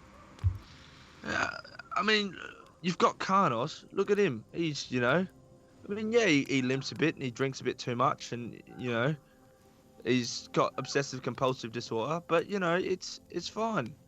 What's obsessive what'd you say? That's all right. Don't struggle yourself there. Just let it go. I can't do anything with her. You know why? No, I don't know why. Yeah, you do. I'm pretty I don't sure believe you've got no genitals at all. You I have don't other have- things. I've got like a stump and a squashed area. It's disgusting. It's like an avocado had, did it with a pork chop. I don't believe that at all. You want to see it? Is what Yeah, you're saying? What? Go on. That's disgusting. I'm not doing it in front of everyone. You. Zadriel takes her canteen and just. What's wrong with you? Why do you want to see it? What is wrong with you? Curiosity. What? Ismark is kind of weirded out by this whole situation as well. It's like, seriously, this is what you discuss. You find this to be serious conversation. Considering your position in Barovia, you are trapped here. Do you not realize that? Think You're about not it this go home. way. If Strahd is scrying us right now, he's going to be sitting there going, oh my god, My eyes. what have I done? He may be, but he may be just sitting there thinking, yes, I have cracked all of their minds. This will be easy. Yeah. I feel we already crapped before he got there. Team building exercise. It brings us closer together. We are sharing. I've got Giving him a false sense of security. another brilliant idea. All right. What about Your tactics are confusing too, must say. what about Emilia?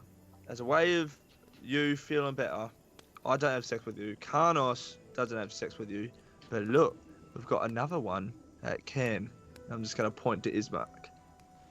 This fine, strapping young gentleman can definitely do that for you. What you say? I'll give Ismark a little bit of a wink. So Ismark, what are you up to tonight? But you forgot about skaters. Ismark blushes heavily. He's definitely not used to any kind of advances. Any woman. You get the impression he's not embarrassed, but he's just not used to that kind of thing. And he says, while I am flattered, I am promised to another. I cannot. Well, please don't bring up your relationships. I would hate for Strahd to find that, like you said before, to use it against you. All I will say. And he knows enough about me. Congratulations. You belong to another. That is nice. The skaters. And Fibble. no. That's- No. Yeah. No. Yeah.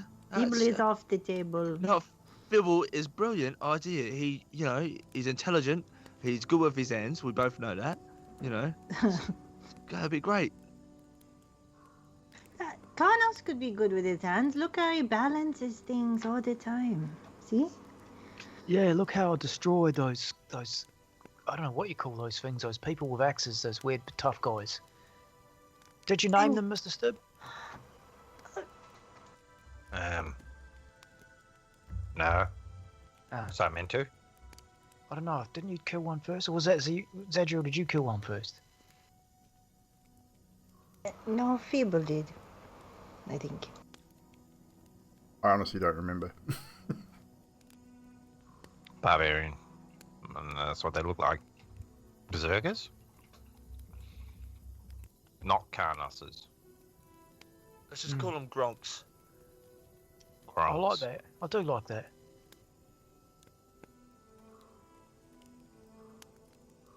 Alright, so Fibble and Scafus, how about use both together with Emilia?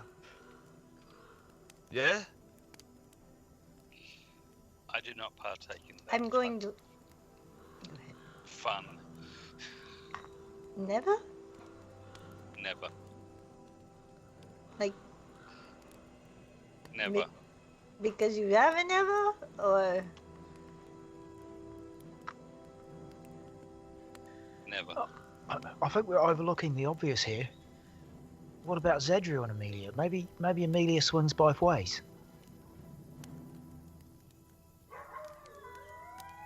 What are you up to tonight, Zadriel? It wouldn't be the first time to see. Fibble!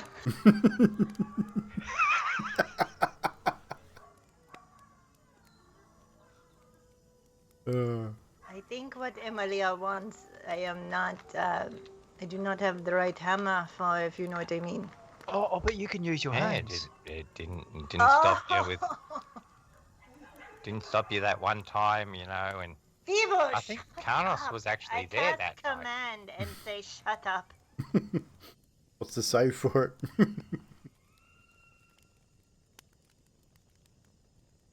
Wisdom.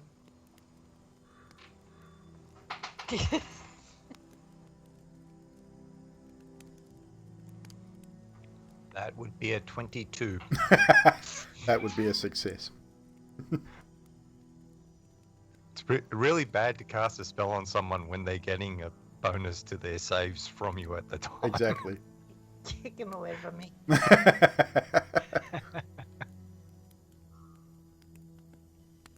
And I think there was actually another time. All right, Feeble, it's time for bed. I think. Awfully early to go to bed, don't you? Nope. Sun She is- just the sun doesn't is want to still up. talk. She just doesn't want to talk about her delinquencies. Delinquencies? Yeah, whatever that word is.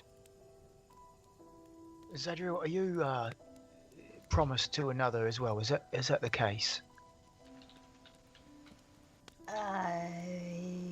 I don't know anyone that well to talk about my personal life, right, Feeble? So I just keep it to myself. Oh, so we're not going to talk about. Okay. Isn't this how we get to know each other? So we want to work together and fix what's broken. And I look at Ismark. Is that not how it Since I works? can't tell a lie at the present moment. The spell wore off. Feeble. Since I can't tell a lie at the present moment. Yes, she is. I go over to Feeble and pick him up, and I'm going to try to throw him out of the circle. Because I'm very angry. Strength versus dexterity. Fibblesib, acrobatics, I think it would be. Can I use Is it a not strength? reaction? Is it just a Yeah. strength check? I'm going to use something new. Yeah, I'm going to use something new, and I'm just going to basically. Yeah, so, what was your roll, Fibble? Okay, I'm going to use a flash of genius on myself to make sure it's decent enough. That would be a 25. Yeah, I don't think you need to interfere, Don't need to. Karnos. It's fine. Strength check was 9 versus 25, so Fibble's just way too quick for you. Someone give me an advantage, quick. I stand up to help him, and eventually he's just. Yeah, as you go to stand up, Fibble's just gone. Like, he ducks under Zadriel's hands as she tries to grab him, and it just moves out the way. And Yeah, good work, Fibble. That's the way I like to see it. You gotta learn. please stop this. You need to be working together, not attacking each other. No, she's not attacking me, Ismark. If she was attacking me, she'd be using her hammer. She's annoyed, but not quite completely I killed. grab my hammer. Okay. Now would be a good time. I to believe stop talking to her. talking of one's loved ones is not a good idea. I'm not talking about a loved one. I'm just saying that she does have a loved one, or did. Feeble. Maybe sorta. I don't know. Maybe. Assume that Strahd is everywhere, knows everything. And he will use it against you. Yeah, that's what I do. I assume that every creature I'm hitting is working for Strahd, and it seems to make them die rather easy. See, this is the thing. If he already knows that she's got a loved one, would it really make a difference if we talked about the How loved do one? you think? He why may do not you know who this person is. If he is to find out the name or location, he will send people after him. Or her. Wait a minute. Just wait a second. Well, if you What? So, just while they're talking, if I was to sleep with Strahd, would he kill himself in order to get at me? Probably. He'd probably kill himself to get away from you. He'd probably just kill you and then your friends. Yeah, good. Emilia, I didn't think that. maybe I have plans for you in Valaki, but maybe it would help things if you just gave a little apology to the group and Adok. Just shut up, Adok. Don't make it worse. Just a little one. Just to take a baby step in team direction. I could wild check into Wolf and give him a kiss. That would not be an apology. That would be scaring the shit out of him. And it would not be my fault if you ended up catching on fire again and burned to a crisp. Maybe for the rest of us, for our sake, you just Roll a persuasion check, Zedriel. So you're admitting to setting me on fire. 14. Well, if you scare the shit out of me as a wolf, yeah, I will retaliate. But you said again. Oh shit, I did. Yes, you did. You denied it last time, but With a 14, it's up to Emilia what she does. Not It's really actually overly concerned. Actually, it'd be a 19 plus 5. Yeah. No. Is it ability checks and that as well? Yeah, I'm gonna give her a flash of genius. She already rolled it, dude. You have to call it before she rolled it. It's a reaction for me. Really? Didn't you use Flash of Genius on your last reaction? Just recently? Yeah, and that was No, I won't more than allow 6 it. seconds I ago. won't allow it a second time. Not that close together. So it's up to Emilia. In between that and Adok admitting it, he's gonna. All right, let me go first, okay? Emilia, I, for one, apologize for may or may not deliberately shooting you in the back with a firebolt as you were shapeshifted as a bear, and then denying it when you asked me. I also apologize for holding grudges against you for trying to jail us, get us killed by the Baron, and trying to squish Adriel as a horse. Yeah, I said it. I got it out of my system, but I apologize first. I'm the bigger man. did you say deliberately?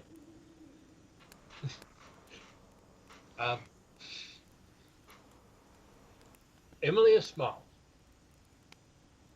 And she's going to say, I'm sorry for scaring you by putting my wolf mask on and making you wake up next to me so that the first thing you saw was a wolf. And when I technically didn't know you and all I knew about you was that you're afraid of wolves. If we had been friends for longer, it probably wouldn't have been so harsh. But I'm not the smartest person in the world.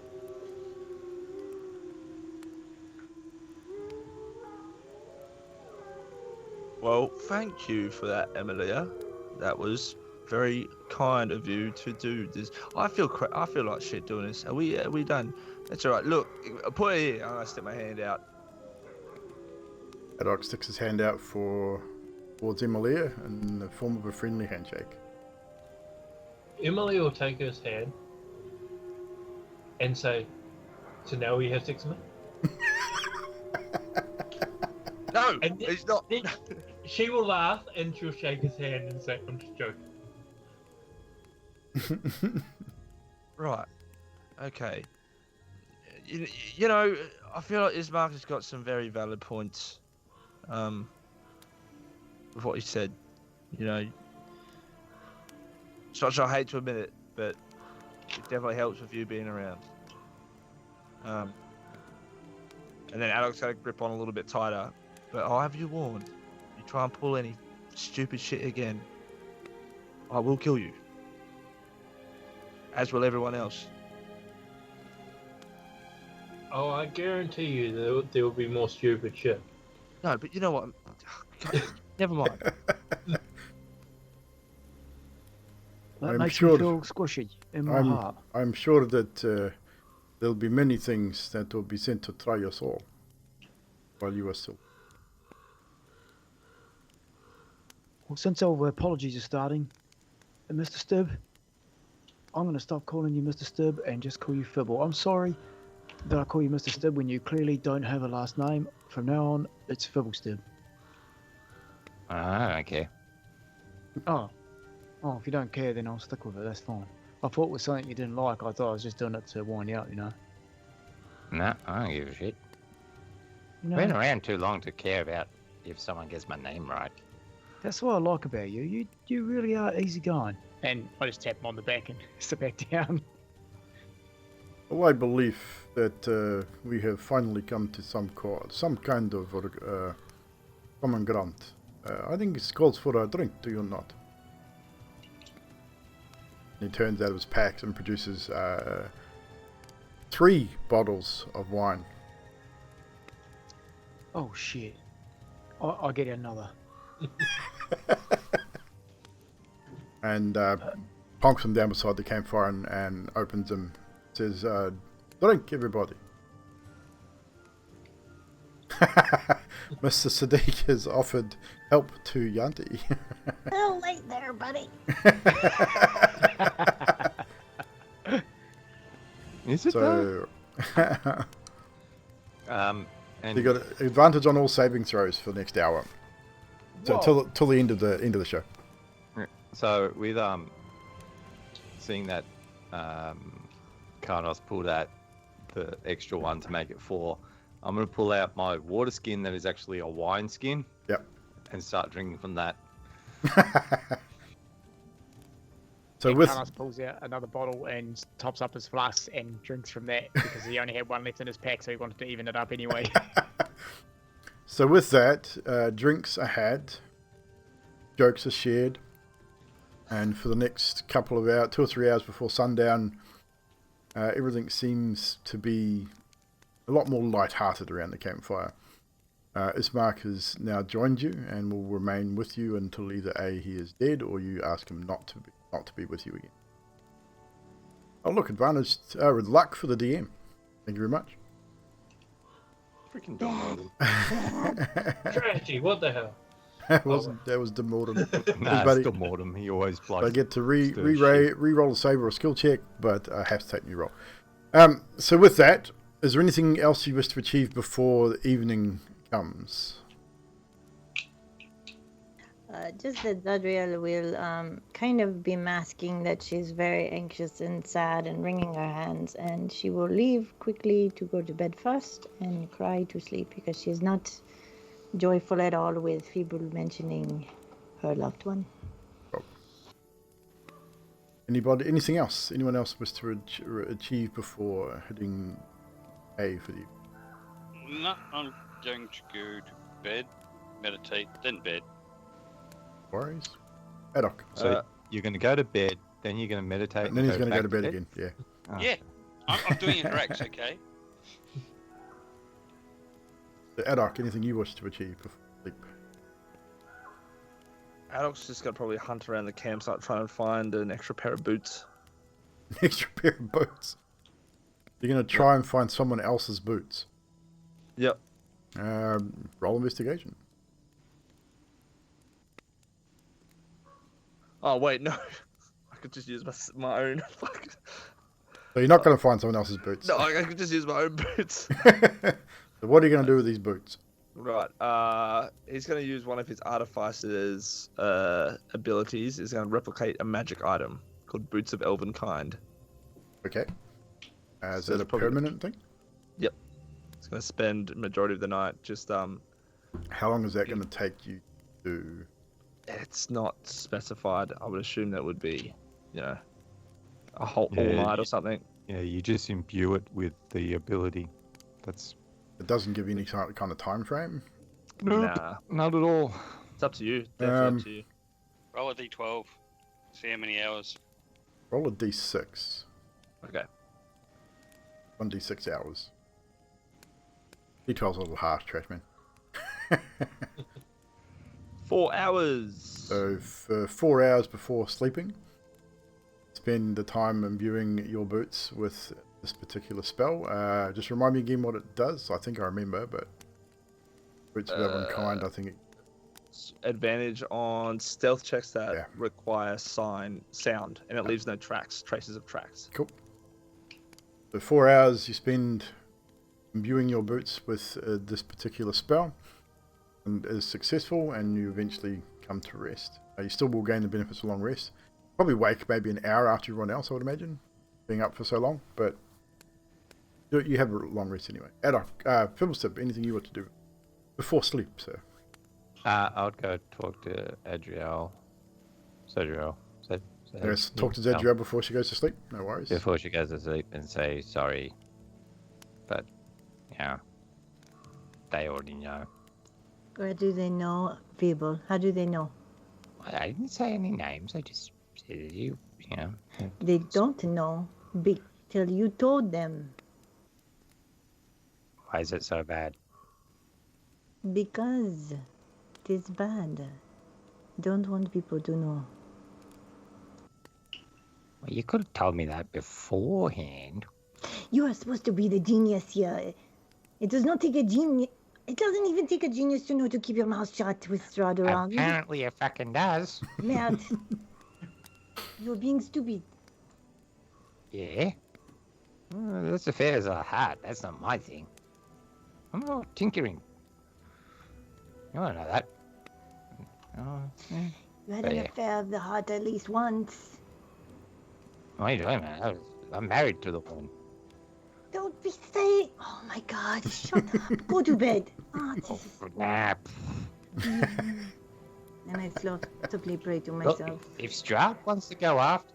Feeble, fuck off.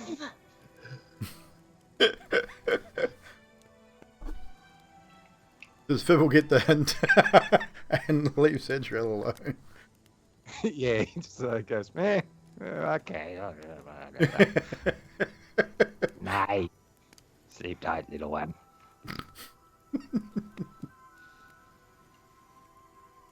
So, Emilia, what does Emilia wish to do before sleep? Emily wants to talk to Karnos. Okay, pull Karnos aside. She's just gonna sort of pull him aside, like away from where Adok is and where they can hear people talking. Yep. And just say, can we have a chat? Oh yeah, sure thing. Hang on, I don't know. Just make sure I pick up my flasks from Adok that he was holding onto still. No worries. Yeah, and I go over with her. I have a question for you. When you... Sorry. No, we're not under zone of truth, you realise, right? Yeah, I know, that's fine, it doesn't matter. Okay. When you said that you would give your blood to me, were you sure about that? Absolutely not. I had no fucking idea what would happen. Emilia holds out a flask. What is that? You wouldn't be able to fill this for me. Okay, can I ask you a question now then? Please. If I do this, is this gonna make you like how he's is it gonna make you worse, or is it to help you? I believe this will make me less hungry. So you think while you're hungry it's more dangerous, right? Well, I believe that once I become so hungry that I need to feed, then I will lose myself the way somebody will need to feed. I feel like all the stories of the past about what I've heard about legends and things, you could be on the right trail. I feel like I should believe you. I do not want... I'll tell you what. I will do this if you do one thing for me. Okay. I know you and Adok are kind of made up somewhat. Shit doesn't happen in like 5 minutes away. So I really want you to best effort with Adok, okay? And if you do, then I will continuously help you out if this helps you. I will try. I want more than try. I want your best effort. I will try to give you my best effort. I mean, all right. I mean, if that's if you're promising me that you will give it your best effort, I will go with that.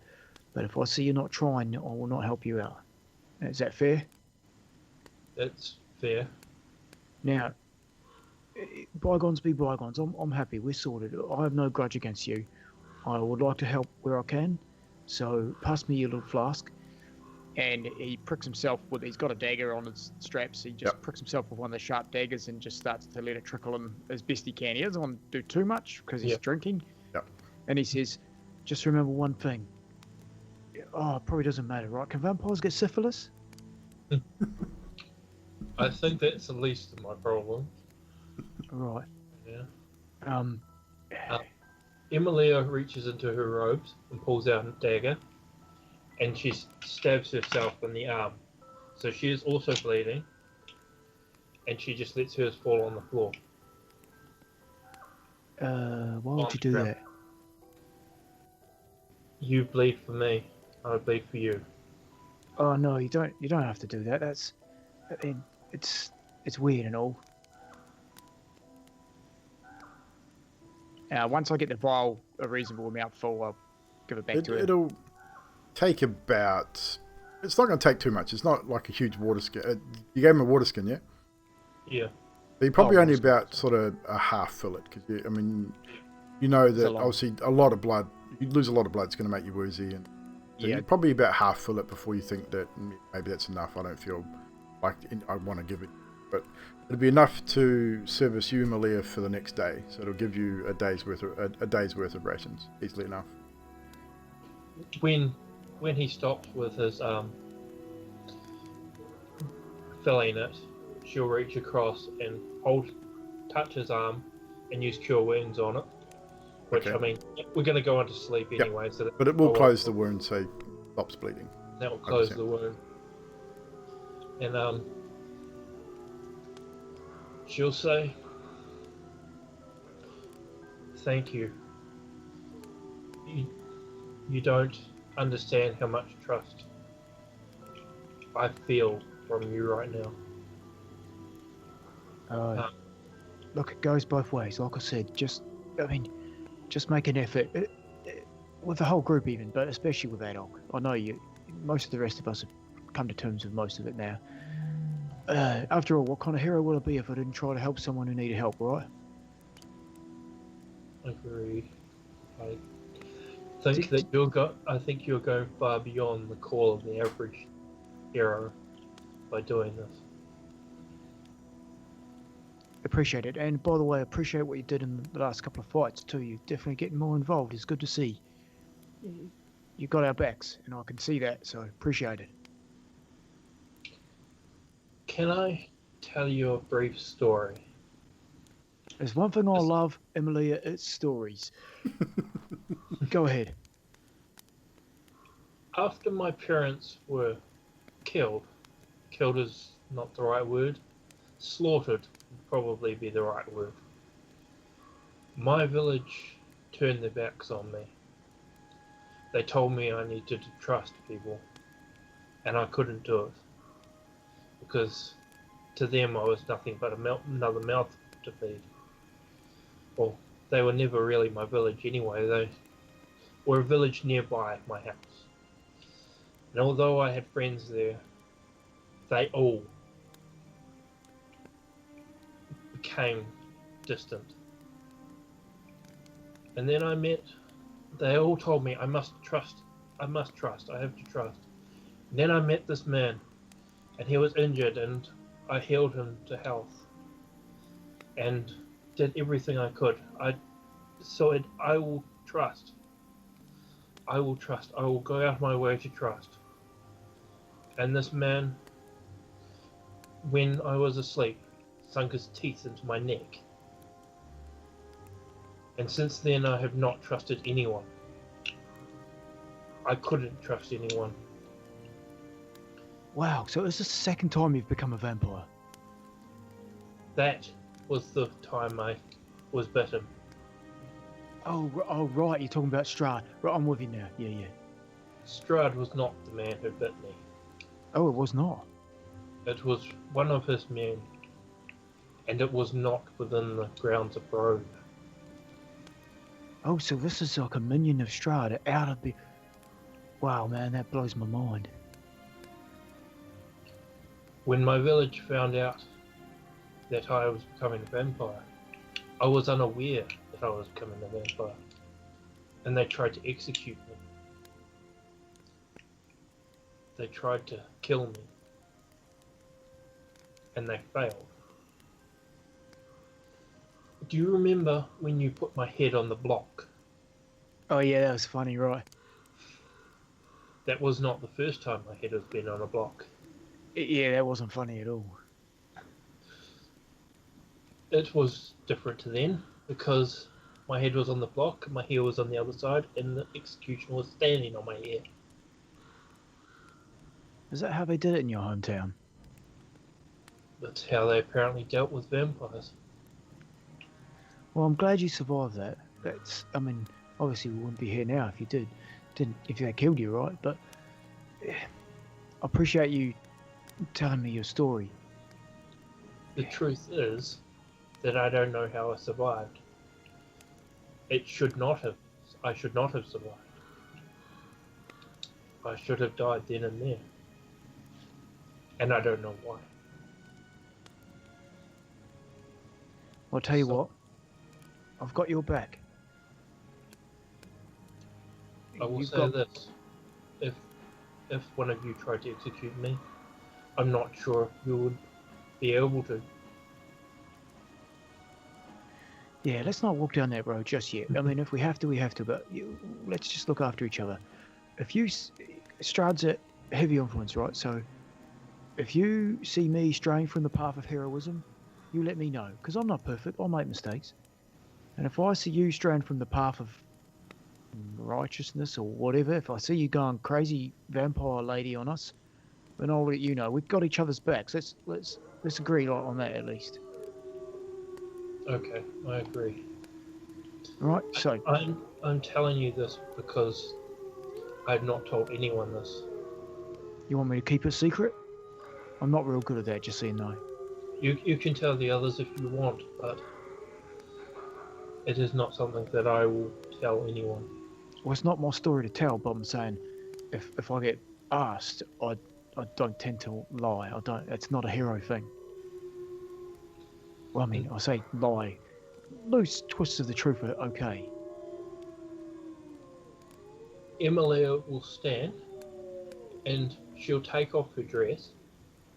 Like, she's pretty much naked in front of Karnos. Karnos turns around and faces away. He's feeling embarrassed, like, you're not supposed to be standing the in the woman's thing, chamber. Yeah. Emilia will kneel beside him, and she'll take his hand, and where the wound is that is across her chest, she'll put his fingers into the wound, and she'll turn his face to look at him. Is it like an open wound? There is a deep wound from across her shoulder down her chest.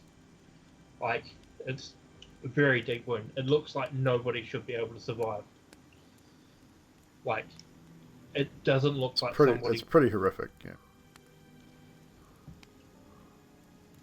Does it look like an axe? Did it? It looks as if a blade has come through her shoulder, straight down her chest. Yeah. And that's what I'm envisioning. If you were to look from the back, the wound comes to the exact same point. Like somebody has come down and it cut her in half. Just for the DM's purpose, Karnos takes this into memory, because if anything ever happens, he sees that as a weak spot. Yeah. I show you this because you have shown trust towards me. Like, insane trust. I show you this because I believe that I should not die. I should not be able to die. I mean, the wound looks like no one should have survived a wound at all. Just so we're straight, I'm not showing you mine, okay? It's embarrassing. I understand. And Karnos lets him get back up, and he sort of he's still doing the trying to look away thing because he's seen it now and. Yeah.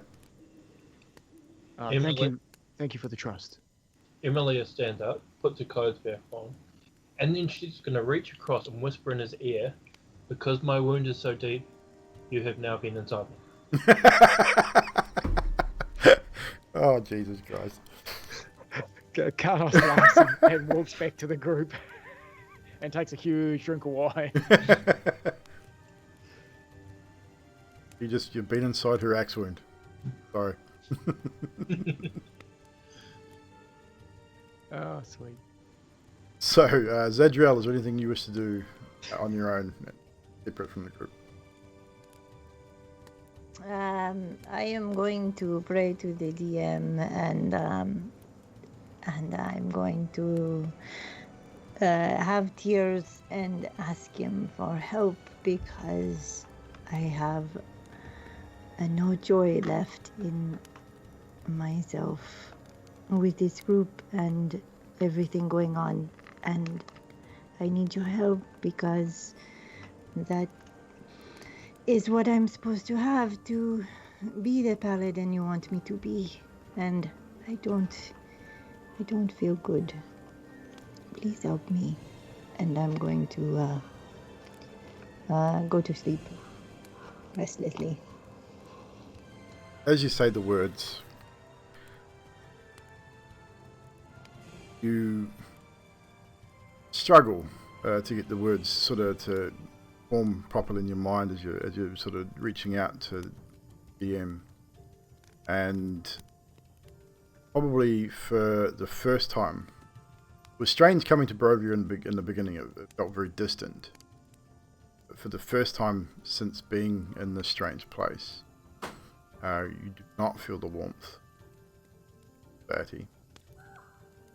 Just it's odd. I mean, you feel that he's still there, but you just don't feel that same warmth that you get. And that joy that normally fills your very soul is very much shaken. Sleep does come to you, albeit extremely restless. You will get the benefits of a long rest, however. Fortunately, it's toss and turns through the most of the night. You probably will wake several times just out of fear, worry, or upset, but you will get the benefits of a long rest. Ismark stays up for a few hours after most of you have gone to sleep, and then rests himself. The morning comes, the night goes by without any incident. For those of you that probably do sleep sort of lightly and probably do occasionally wake throughout the night, maybe to get up and relieve yourselves during the evening, you will hear the usual sounds of the night, the wolves, the crackling of the fire, as it is, even and again one of the were-ravens will come down and stoke it to keep it lit. But the evening itself is no issue. Sun rises, morning breaks, and another dingy, dark Barovian day. You do all eventually come to consciousness in this new day. Ismark's probably the first up, stokes a fire, gets a pot of coffee on, and as the rest of you sort of join him as you wake, he bids you all good morning, and pretty much says, so, was it agreed that we are to head to Briz today? Retrieve this final seed for Devian and his companions.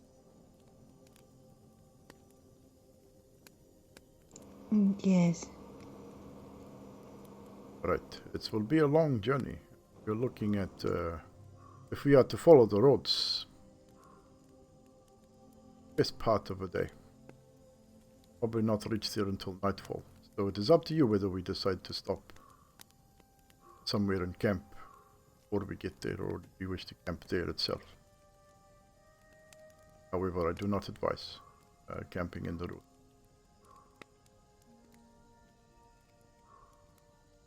Zadriel doesn't speak. She waits for someone else.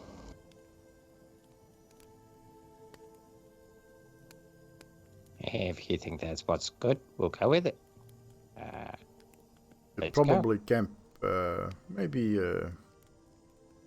several 100 feet away from ruins, yes? Okay. Go into ruins during the day. The ruins at night are probably a little more dangerous than forested. We'll have to make watch for the camp. No doubt Strahd will try and test you again.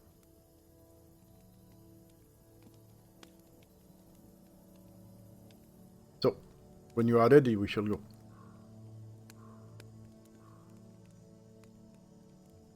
Is there anything anyone wants to do this morning before setting out? Yep. I got something.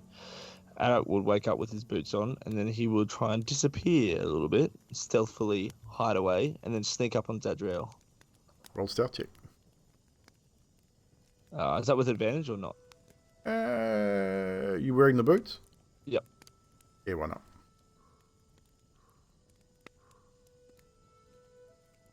Okay, so I got 23. I didn't ask you to make a perception check, skaters. Using your passives anyway. Yeah. So it was more than able to sort of sneak away without anyone seeing. And you sneak up on Zadriel. Arak will just get real close and then just whisper, "Boo!" It will startle you, Zadriel.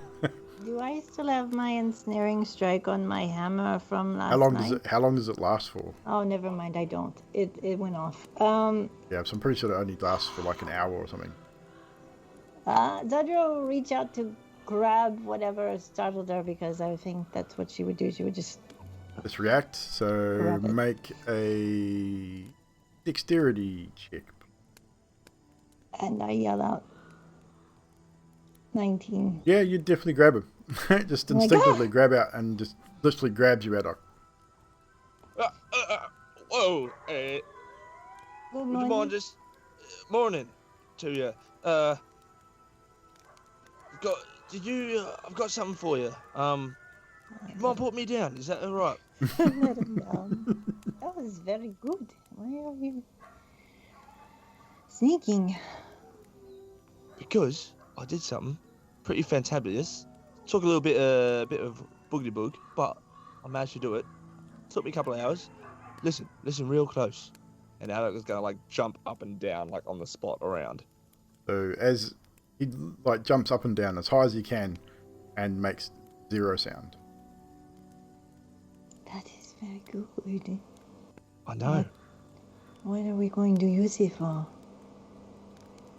Well, it's not we, but and then Adok's gonna like take off his boots and go, look, it may have seemed like a bit of a shitty thing to find out that, you know, apparently been scrying on everybody as Strahd's whatever, but I made some boots. These are for you, because apparently you make a shit ton of noise when you walk around. So I had no idea we were the same size. You are so tiny that your feet must be much larger. well, just grab onto the boots and watch what happens. I grabbed the boots. Take your own boots off, you pull up, and they're very small, they're the size of Adok's little goblin feet. As you take the boot in both hands and go through the motions of putting the boots on, thinking this is just not going to fucking work, stupid. But as you get your toes towards the first boot, it starts to grow in size. As you slide it onto your foot, it fits perfectly. Probably more comfortable than your existing boots, which is kind of odd. You're looking at this one boot, the other boot that's not on, still the same size as it was given to you, and it's you understand magic, you know how most magic works. You learn it in that particular area, but you've never actually seen it happen before. You haven't been given magical armor that just fits, and it's the first time you've actually seen it work in front of your eyes. You put on the second boot, and they're comfortable. You stand up, stomp your feet, no sound. This is amazing, dog. Are you sure? The rest of your armor still goes clank, clank, clank, clank, Are clank, you but sure? your boots make no sound.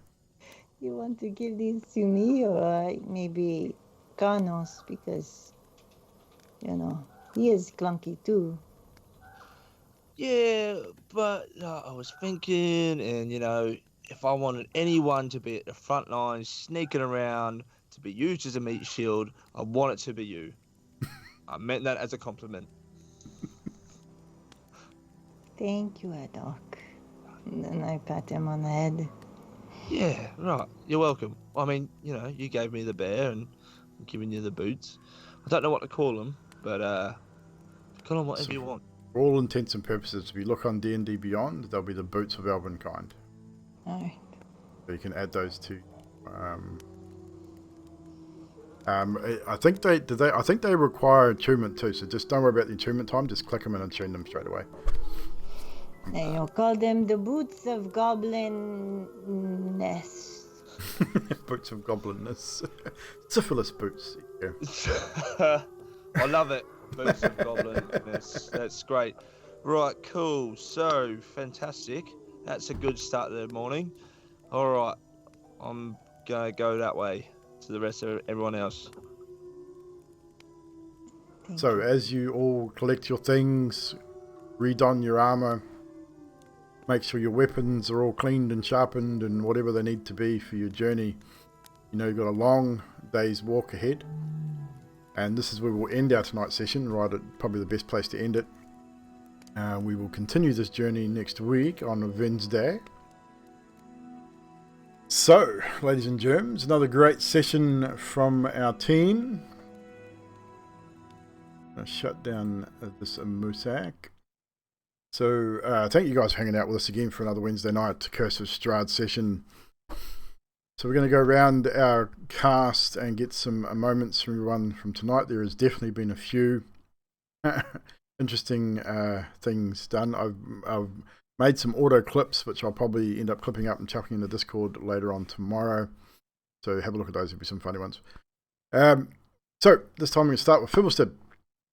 A moment or three from you from tonight's session, sir. The whole thing between Emilia and Karnos about the giving blood and Karnos being inside of Emilia but not being inside of Emilia was good. Zadriel's ridiculously stupid high freaking saves was just insane. The charisma save of 31. Yeah, that was crazy. But yeah, I don't even think that was with the +5 either. I think that was a straight roll. No, I think it auto adds the +5. Does it? Yeah, for Either her. way, holy shit, it was just crazy. But yeah, so insane. Good storyline moments. And the next up, Adok the Grey. I would say Emily's whole conversation is obviously always it cracked me up. I just lost my shit when she turned around and said, "So you can back up to me by having sex with me." Like I lost my absolute nut over that. That was a lot of people did. I did. But yeah, Zadriel's use of Zone of Truth. I fucking hate that spell. Oh yeah, I absolutely hate it. But yeah, and I also appreciative of Baz's use of the weird bruising thing to show that Karnos is injured. I wasn't quite sure what it was at first, but I figured it out. Yes, he's found some interesting filters on Snapchat. Yeah. But yeah, that's for me. That was, Emilia. Okay, I'm gonna say that with the you can have sex with me line, I was literally outside throwing up. Okay. The whole Karnos having syphilis thing sort of came up several times. Yes, that was interesting. I can't remember whether that was actually part of his backstory or not. And it's not true. He just threw it there for fun. That's what I kind of figured. I couldn't remember. I was trying to rack my brain and was it in this backstory or not? I can't remember. The Adok Emilia feud continuing, even though it has sort of been resolved. I don't know. It's Sort of. kinda. There's definitely more hostility there. The Carnos suggesting that he's going to asking whether Zadriel was asking him if he wanted a passionate night of sex with Strahd or something. Incredible night with Strahd. Yeah. And Adok saying that Zadriel makes a shitload of noise. That's pretty funny. Right, and Skazus. The incredibly high rolls, but just mind-blowing, those rolls. There's some big rolls tonight. And the continuing saga between Zadriel and Fibblestip. Anything else? No, that's it. That's it. Zadriel.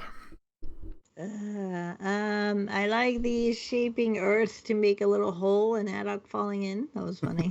And now all the NPCs are just don't know what to think of our team. And they're all fucking lost with you guys, 100%. And now every team building exercise drains the soul slowly out of Zadriel. That's it for me. I think it drains the soul slowly out of the soulless people of fucking Barovia too, and they don't have one to drain, but it is working. Anything else? Nope, there's a few. I got a couple tonight. Chat, if you've got any moments to sing out, chuck them in the chat. We'll read them out. Forgot about Baz. And Baz too. Yeah, I'll do you first. Carnos, Mr. Carnos Lewis. Yeah, I've got a few. I always have a few. Adok to Amelia. Don't you bloody touch me, woman. Earlier in the game, that was good stuff. Definitely one I was going to mention. Yeah, and Fibbles straight up shh to Zadriel when they were talking about the Lesser Restoration. She was trying to answer him back, and he just went shh. Zadriel, we need to be more mature, and then hands Adok the teddy bear. Yeah, that was classic. Yeah, and then Zadriel talking to Ismark about the tower, saying we vanquished it. It's a good line. 100%. Fibble said something about Strahd, saying, basically looking at us when Ismark was talking about us just being jerks in general, and he's probably thinking, what have I done? And then the Adok's crack up line for me was, if anyone's going to be my meat shield, it's going to be you, as he hands Zadriel those fucking boots. Yes, lots of interesting moments here. And most of those moments are moments for me as well. The Fibblestib, Zadriel interactions are always funny. I still think Fibblestib is probably my favourite character in this campaign. Just the straightforward, random, often absolutely weird and meaningless things that come out of Fibblestib's mouth is amazing. I love the character. Zadriel struggling with her faith is one that's standing out as well, just with the vision she's had and everything that's sort of happening. Is something interesting with the character progression, which I think is pretty cool. And obviously the ongoing feud, semi-apologetic, not really apologizing between Adok and Leah. I think that's awesome. And just the overall story, the way you guys are handling things. I mean, yeah, Strahd probably is scrying on you occasionally, going, "Why did I bring these guys here? I mean, are these people worthy of my time, really?" Then other times he's thinking, "Holy shit, these guys could be a threat to me." So I think it all depends on when he happens to be scrying on you as to what he's thinking at any given time. But I would imagine sometimes he's going, "Yep, I'm definitely getting to these guys." Other times he's going, I think these guys were broken before they fucking came here. But we're definitely getting through a story. We're getting into some of the meat and veg now. That's our game plan, isn't it, guys? I think it's great. It's absolutely great. It definitely makes me have to think our- as a DM. yeah. So Our idea is that Strahd will want to end his own life to get away from us. Yeah. yeah, it's much easier to end your life to get you away from him than end his. So Yes, but then we'd be doing the march, and God knows what the hell we'd be doing when we're doing Corrupting that. that march. possibly, who knows? We'll make a dice roll on that to whether you have any control over yourself at that point.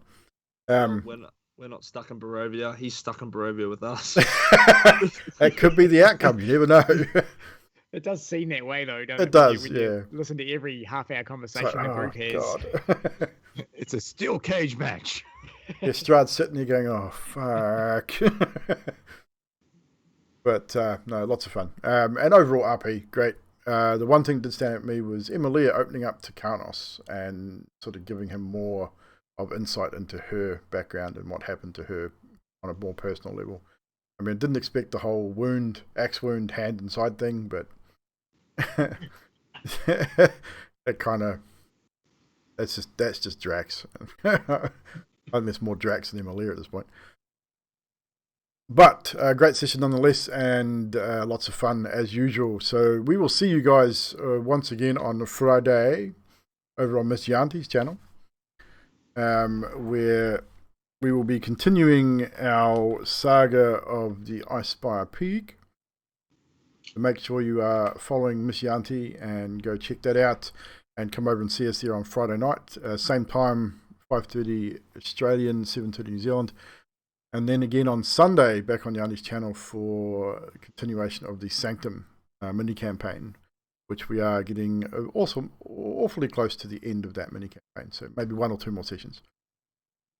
So when that ends, obviously we'll be back here on Sunday nights to do our Vampire the Masquerade. We have all our main characters pretty much ready to go. I think Trashy's got to spend a little time with Baz to iron out some final details, but we are pretty much there. Baz has reached out to Magic. If you're still in the chat, I believe you guys have touched base and organised a time to catch up as well, so we can iron out those bits and pieces. And then keep an eye on the Discord, guys. If you're not in the Discord, please join. All information about what's happening with the D&D and the Vampire streams will be going into the Discord, into the D&D channel. So make sure you join the Discord if you want to get that information and keep in touch with what's going on. I no longer have Twitter. I haven't had Twitter for quite some time now. I'm doing everything via Discord. So all information about my YouTube channel and all that sort of stuff is all in the Discord. So if you're not a member, please join and come and hang out with us sometime. So, without any further ado, we are going to raid somebody. I think we're going to go raid Sheriff Dan, because he is streaming again this evening. So, we will see you guys on Friday night over on Yanti's channel.